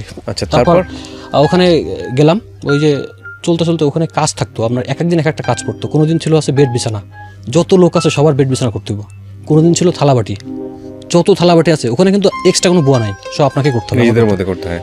তো এত খারাপ লাগতো, আমি লাত্তি মেরে ভেঙে ফেলি। এই যে ট্যাব আছে না, ট্যাব লাত্তি মেরে ভেঙে দিই। জানলা এরকম কোনো জানলা খোলা যাইতো না। আমি 3 মাসে কোনোদিন আলো বাতাস দেখি নাই। এবার বোঝেন আপনি ভীতি। মানে আমি দেখছি একজনের জানলা ঝুলাই রাখছে, একজনের গামছাতে পিটোচ্ছে, কারোর মুরগি বানায় ফেলাই রাখছে, মানে যে হাতের পাশ দিয়ে। তো যাই হোক, আমি তখন লাত্তি মেরে ভেঙে ফেলি। তখন আমাকে শাস্তি দেয় আর কি, এরকম 2 হাতের আম দিয়ে 1 পা উঁচু করে, অনেক খুব কষ্ট হয়। তখন আমি চিন্তা করলাম ডিরেক্টরের সাথে আমার একটু কথা বলতে হবে। তাই আমি বললাম যে ভাই আপনার সাথে আমি 5 মিনিট কথা বলবো। রিহ্যাবের ডিরেক্টর উনি আমাকে খুব এখনও কথা হয়, খুব করে। তো আমি বললাম যে ভাই, আমি একটু নিজেরে জাহিল করলাম তার কাছে। আমি ভাই, এখানে যারা আসছে সবাই কিন্তু এক লেভেলের না, আমার এখানে খুব কষ্ট হয়। আমি প্রাইভেট ভার্সিটি থেকে বিবিএ করছি, আমি নাটক লাইনে কাজ করছি। ফেসবুকে ঢোকেন, আমার ছবি টবি দেখেন। তো দেখার পরে ওই লোকের নাটকে খুব একটা আগ্রহ ছিল, নাটক করা। মানে আমাকে আসলে তো নিজের সুবিধার জন্য এটা করতে হয়েছে। তারপর আমি বললাম যে ভাই, আমি বের হইতে আবার নাটকের কাজ টাজ করবো। হ্যাঁ, তখন ইচ্ছা ছিল আসলে। তো বললো ভাই ঠিক আছে। তখন থেকে আমার আসলে একটু এক্সট্রা কেয়ার ছিল ওখানে, ওকে, পানিশমেন্টটা ছিল না। তখন আমি আস্তে আস্তে আমি নিজেরও মানায় নিলাম, ওখানে গ্রুপ লিডার হয়ে গেলাম। আচ্ছা, আমি গ্রুপ লিডার। ওখানে তো সব মূর্খ টুর্খ ছিল অনেকে, বা ব্রেন, আমার কিন্তু এইভাবে ব্রেন ক্লাবস হয়নি ভাই। ওকে, ব্রেন ক্লাবস হয়নি আমার কখনোই। তারপর আমি ওখান থেকে শেষ করে ওদের সাথে সম্পর্ক ভালো হয়ে গেলো। শেষ হলো 3 মাস। এর ভিতরে আমার দেখতে গেল আব্বু আম্মু। আমি ওই দিনই বললাম, 1 মাসের পর দেখতে গেছিলো যে মোবাইলে, আমার ছোটো ভাইয়ের মোবাইলে আমার মেয়ের ছবি দেখাচ্ছে। আমি ছবি দেখা না, এখানে লিখছি যে আমাকে নিয়ে যাও, এখানে অনেক কষ্ট হয়, বুঝছেন। পরে যখন আমি ভিতরে ঢুকছি, কয় কী লিখছিলেন আপনি? মানে ওরা আসলে এমন ট্যালেন্ট কিবরে ভাই, ওরা তো নেশাখদ্দির নিয়ে কাজ করে, ওদের একটা আইডিয়া আছে। তো যখন মেয়েকে আমি প্রথম দেখি কিবরে ভাই, আমি যে বাবা হয়েছি এই ফিলিংসটা আমার আসতে শুরু করে যখন আমি সুস্থ হতে থাকি, যখন রিহ্যাব সেন্টারের ভিতরে। যখন মেয়েটা দেখে মেয়েটা মানে সেন্টার নিয়ে যাই, আমি কোলে নিয়ে, আমি কোল থেকে আর নামাচ্ছিলাম না, আম্মুকায় দিয়ে। আর মানে ওখান থেকে বলছে আর সময় নাই, আমি দিচ্ছি না, কাঁদছি আমি জোরে জোরে। তখন ওখানে একটা ব্যাপার ছিল যে শেয়ারিং করতে হতো কিবরে ভাই, যে আপনার জীবনে, এখানে যেমন শেয়ারিং করছি আমি, ওখানে একটা পার্ট ছিল শেয়ারিং। আপনার জীবনে কীভাবে আসলেন কি সব বলতো, আমার কাঁদতাম আমি। ওখানে আসলে নিজের ভুলগুলো বোঝা যায় কিবরে ভাই, যখন আপনি আপনার নিজের ঘটনাগুলো শেয়ার করবেন, আপনি কিন্তু বুঝতে পারবেন, আপনার একটা চলে আসবে। তো এরপর 3 মাস পার হয়ে যায়, আমাকে গাড়ি নিয়ে আসে, আমার ছুটি হয়। সেন্টারে সবাই কাউন্সেলিং করে দেয়। মানে ওখানে ব্যাপার থাকে যে আপনি যেখানে নেশা করতেন ওই এরিয়াতে আপনি যেতে পারবেন না, আপনি যাদের সাথে নেশা করতেন তাদের সামনে যেতে পারবেন না, মিশবেন না কখনো, স্পিড খাবেন না। ওর ভিতরে সিগারেট দিত 10 টাকা করে, শেক সিগারেট। তো আমি আসলে এত নেশা করি, ওখানে সিগারেট খাইতে পারতাম না, 2টা 3টা খেয়ে বাকি দিয়ে দিতাম। তো বললো, আমার আম্মুকে বলে দিল আপনি বাসায় ওকে সিগারেট দিবেন, 10 টাকা করে সিগারেট খাবে, কোনো সমস্যা নেই। ওই একই আম্মু সিগারেট এনে দিত। তারপর যখন আমি প্রথম বাসায় আসি, আমার আব্বু, তখন মনে আছে আমাকে জড়ায় ধরে আর কি, মানে ফুল একদম যে জড়ায় দানা, মানে যে সে কি করবে। আমার আব্বু কিন্তু এখানে রাজি ছিল না কিবরে ভাই, দেখেন ভালোবাসাটা কত দূর দিতে না, কখন অনেক শাস্তি, খাওয়া দাওয়া খারাপ। আমার আম্মু নিপা 2জন মিলে টাকা ম্যানেজ করে, এটা 50,000 টাকার খরচ আছে, তারা টাকা দিয়েছে। আমার আব্বু 1 টাকাও দিইনি, কিন্তু পরে আমি বেরোনোর পরে ওই টাকা শোধ করছে আর কি। আমাকে জড়ায় ধরে, আমার ওই দিন খুব খারাপ লাগে কিবরে ভাই, যে আমি আসলে কি করছি, আমার বাপ মা কি করছে। আমার মেয়েটা আমার যখন কোলে দেয় আমার আব্বু, আসলে বাবা হওয়ার যে কি অনুভূতি আমি কিন্তু কখনোই বুঝতে পারিনি কিবরে ভাই। মানে ভালো লাগছে, কিন্তু নেশা করার অবস্থায় কিন্তু ওইভাবে আপনার ইমোশনটা কাজ করে না। আমার দিকে অনেকক্ষণ তাকায় ছিল আমার মেয়ে, এবং আমার মেয়ে প্রথম ডাক শিখছে আব্বু। ওই দিনও আব্বু আব্বু করছে, ছোটো, তখন তো বলতে পারে না কথা। তো আমি জানি না ও শুনছে কিনা, যেহেতু বাচ্চারা ছোটোবেলায় ফেরেস্তা থাকে। আমি ওই দিন ওকে বলছিলাম যে আম্মু, আমি জীবনে কখনো আর নেশা করবো না। তারপর বাসায় থাকলাম, তখন আমার খুব একটা খাওয়ার আগ্রহ ছিল কিবরে ভাই, গোশ, মাছ, ডিম, মানে যে না খেয়ে থাকতে থাকতে আমি একটু ফ্যাকাশি হয়ে গেছিলাম, খুব খাইতে মন চাইতো, প্রচুর খাইতাম। যা বলতো, আমি যদি বলতাম আমি তরমুজ খাবো এখন, আমার রাত 12টার সময় আব্বু তরমুজ নিয়ে আসতো। আমি যদি বলতাম এখন আমার আমসত্ত্বা, আমার মনে পড়ে আমসত্ত্বা খাইতে মন চাই, রাত 11:30টার সময় আব্বু করতে খুঁজে নিয়েছে আমসত্ত্বা। এরকম অনেক ঘটনা আছে। তারপর ওই যে বাসাতে এভাবে থাকলাম, তো ভালোই যাচ্ছে। তখন আমার আসলে এক ভাই আসে কইলো যে, আমার ফুফাতো ভাই, তখন আমার মেয়েটাকে আমি খুব বুকের ভিতরে জড়ায় রাখতাম কিবরে ভাই। আমি রাত্রে সারা রাত মানে বুকের ভিতরে জড়ায় রাখতাম, ওকে গোসল করাই দিতাম, খাওয়াই দিতাম। মানে আমার আসলে মনে হয়েছে আমি খুব অপরাধী আমার মেয়ের কাছে, যখন সে হয় তাকে আমি কোনো টেক কেয়ার করতে পারিনি আসলে। তো ওই সময় আসলে বাবা হওয়ার যে অনুভূতিটা ওই সময় আমি বুঝি। এবং ও আমার খুব ভক্ত হয়ে যায়, ওর আম্মুর কাছে ঘুমাইতো না, আমার কাছে ঘুমাইতো, এবং দেখতেও আমার মতো হয় আর কি, টানটা একটু বেশি ছিল। এবং তখন বাসায় মোটামুটি ফ্রেশ, তখন টাকা পয়সা আমি নিই না বাড়ির থেকে, ইচ্ছা করে দিলেও নিই না আমি। তখন শ্বশুরবাড়িও মাঝে মধ্যে যাই, মানে তখন একটু খুব স্বাভাবিক আর কি, সুস্থতা হয়েছে এই, মানে এইভাবে চলতাম আর কি। তো এক ফুফাতো হয়ে আসে, কইলো যে মামু আমার আব্বুর, তখন তো গ্রামও আর কি, যে মামা আপনি ওকে চাকরিতে দেন, একটা প্রাইভেট কোম্পানিতে চাকরিতে দেন, তাহলে জীবন সম্পর্কে ওর আরও আইডিয়া হবে, আপনি এখন ব্যবসা দিয়েন না, ও কিন্তু আবার স্লিপ করতে পারে। তো আমি তখন, আমার ভাই ছিল আকিজ, তখন আকিজ ছিল, তখন একটা এরিয়ার হেড ছিল উনি, আর হেড অফিসে আরও লোকজন ছিল আমার আর কি। তখন আমি তো ভাইবা দিতে গেছি অনেক লোকজন, তো আমার আসলে ওইভাবে একটু এক্সট্রা কেয়ার ছিল। আমার পোস্টিং তখন হলো আমার নারায়ণগঞ্জ, আপনার রূপগঞ্জ থেকে আরও ভিতরে, অ্যাকাউন্টেন্ট। তখন 20,000 টাকা বেতন। তখন আসলে টাকা 20,000 টাকা এনাফ ছিল আমার জন্য। তখন আমি 2-3 মাস থাকি, তারপর একটা বাসা নিই, সুন্দর করে সাজাই বাসাটা, অনেক সুন্দর একটা বাসা নিই, 7,000 টাকা। ওটা তো একটা গ্রাম এলাকা, 7,000 টাকা মানে অনেক সুন্দর একটা বাসা, খাট, টিভি, ফ্রিজ সব কিছু গোছানো হয়। তখন নিপা আসে, তখন আসলে ভালোবাসাটা অনেক, মানে আবার সেই ইন্টার লাইফের মতো শুরু হয় আর কি, পরিপূর্ণ ভালোবাসা আর কি। ঘুরতে যাইতাম প্রতি শুক্রবারে, বা ওর ম্যারেজ ডেতে আমি ওই যে 2টা রুম ছিল, তো এক রুমে বলতাম তুমি রুম থেকে বেরোবে না, সারা রুমে ক্যান্ডেল জ্বালায় রাখতাম, মানে এই যে অনুভূতিগুলো তখন কাজ করতো। ভালোবাসার যে ল্যাকিংসগুলো ছিল ওইগুলো আমি ওই সময় সব স্বয়ংসম্পূর্ণ করে দিতে থাকি, মানে তার কোনো কিছু চাপাত আমি অপূর্ণ রাখিনি কিবিরা ভাই। মানে ও ওই সময় 7-8 হাজার টাকা বাড়ি থেকে নিত, ঘর ভাড়া পাইতো বললাম যে আপনাকে, আর আমার 20, তারপরে প্রায় 30,000 টাকা, 7,000 টাকা ঘর ভাড়া। আমার তো তখন বাসায় কোনো টাকাই দেওয়া লাগে না, আমি আজব দিয়ে আমার বাসায়, আমার বাপ কখনো আমার কাছে টাকা চাইনি, তো বাসা থেকে আরও চাউল পাঠাতো, চাউল মাছ এগুলো সব পাঠাই দিত, তো সুন্দরভাবে চলতো।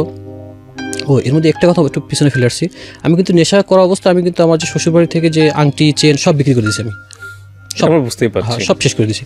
তো যাই হোক, তো ওখানে থাকলাম, ওখানে যে দেখেন আমি 20,000 টাকার জন্য সকাল 7টা থেকে রাত 10টা পর্যন্ত অফিস, 1 ঘন্টা লাস্ট টাইম, তারপর আমি সুখী ছিলাম। অফিসে সবাই সাথে সম্পর্ক ভালো হলো, কাজের প্রতি কাজ দেখে সবাই খুশি হইলো। এবার চলতে চলতে তখন আমি বললাম যে আমি চাকরি ভালো লাগে না, সুখে আছি কিন্তু আমি, হ্যাঁ। তারপর আমার কাছে মনে হলো যে এই অল্প টাকার জন্য চাকরি করব, কি করতে, বা বাসায় যাই, এখন তো ভালো হয়ে গেছি। তোমার আব্বু বললো, খুব ম্যাচিউর একটা অ্যান্সার দিল যে তুমি তোমাকে এখনও আমি দেখতেছি, আরও 2-1 বছর করো। তো করতেছি, বাসায় ইচ্ছা হলে টাকা দিয়ে 2-1 হাজার, তখন আমি খুব ভালো চলি আর কি, তখন কিছু টাকা পয়সাও জমে কিবরে ভাই। তো আকিজে ছিলাম তখন কিন্তু আসলে দেখেন ভাগ্যটা মানুষের কীভাবে ভালো হয়। হঠাৎ করে আমার এই যে কোম্পানিটা বিক্রি হয়ে গেল জাপান টোবাকোর 12,500 কোটি টাকায়। হ্যাঁ, আমরা পড়েছি পত্রিকাতে। এবং যেটিআই কিন্তু খুব একটা মানে কি বলবো, এমপ্লয়ীদের সুযোগ সুবিধা দেখার জন্য যেটা বিশ্বে একটা খুব নাম করা প্রতিষ্ঠান, মানে রাতারাতি চেঞ্জ হয়ে গেল পুরো চেঞ্জ। মানে ওই দিনে আমাদের যখন নিল, বেতন বাড়লো, মোবাইল বিল 2,000 পাই আমি, দেখেন মোবাইল বিল বাড়লো, রিওয়ার্ড দিল, আবার হচ্ছে আপনার আমাদের তো শুক্রবার বন্ধ থাকে। ইভেন আকিজ টোবাকো তো বাংলাদেশের একটা অহংকার না, এই অবশ্যই, প্রথম কোনো একটা কোম্পানি বিদেশি ভাবে এত কোটি টাকা দিয়ে এত কিছু দিয়ে বিক্রি এটাই হয়েছে। সবচেয়ে বড় ইনভেস্টমেন্ট বাংলাদেশের ইতিহাসে প্রাইভেট সেকশনে। ওরে বাবা। তো ওই সময় আসলে আমাদের ড্রেস আসলো, গেট আপ চেঞ্জ হলো, স্যালারি বাড়লো, আপনার ছুটির দিন সরকারি শুক্রবার ছাড়া আমাদের কোনো ছুটি ছিল না আসলে, সিগারেট কোম্পানি তো তখন ছুটির দিনে ডিউটি করলে আমরা ডবল পাইতাম বেতন, সব মিলায় তখন আমি একটা হেলদি একটা অ্যামাউন্ট পাইতাম। তখন আমার পোস্টিং হলো আপনার এই যে এখন যেখানে আছি মাতোয়াইল ড্যামরা, তো ওখানে বাসা নিলাম, 10,000 টাকা ফ্ল্যাট ভাড়া। তখন এই যে আপনার মৌচাক চিটাং রোডের আগে, তখন সম্পর্কটা আসলে অনেক ভালো নিপার সাথে। তখন আমি আসলে খুবই মানে ভালো থাকতে শুরু করলাম আর কি, সুযোগ সুবিধা বলেন সব দেখতে, অফিস টাইম কমলো, তখন এই যে কিছু টাকা পয়সাও জমানো শুরু করলাম। তখন একটু ভবিষ্যতের কথা চিন্তা হলো যে ভবিষ্যতে কিছু প্রয়োজন আমার করার। তখন নিপা বললো ডিপিএস করো, মানে তখন একটা যে ম্যাচিউর সংসার হয়ে গেছে আমাদের। তখন আব্বু আম্মু সব ভালো। তখন একটা পর্যায়ে আমার আব্বু আমাকে কয় যে তুমি চাকরি ছেড়ে দাও, ব্যবসা করো, কিন্তু আমি এখন ছাড়তে চাই না কিরে ভাই। মানে ব্যাপারটা দেখেন, যখন আকিজে ছিলাম তখন কিন্তু আমি ছাড়তে চাইতাম এবং ছেড়ে দিব এরকম চিন্তা ভাবনা। এখন দেখেন আমার পিএফ কার্ড, আমার কিন্তু টোটাল হেলথ ইন্স্যুরেন্স ফ্যামিলি সব ফ্রি। আমি যে আমার কাছে আসছি, আমার 9,000 টাকা ঢুকছে আর কি হেলথের জন্য। আমি কিন্তু এই যে নেশা করার কারণে আমি সব কিছু চেক করি কিছুদিন পর, বিকজ অফ আমার একটা ভয় কাজ করে যে আমার কিডনি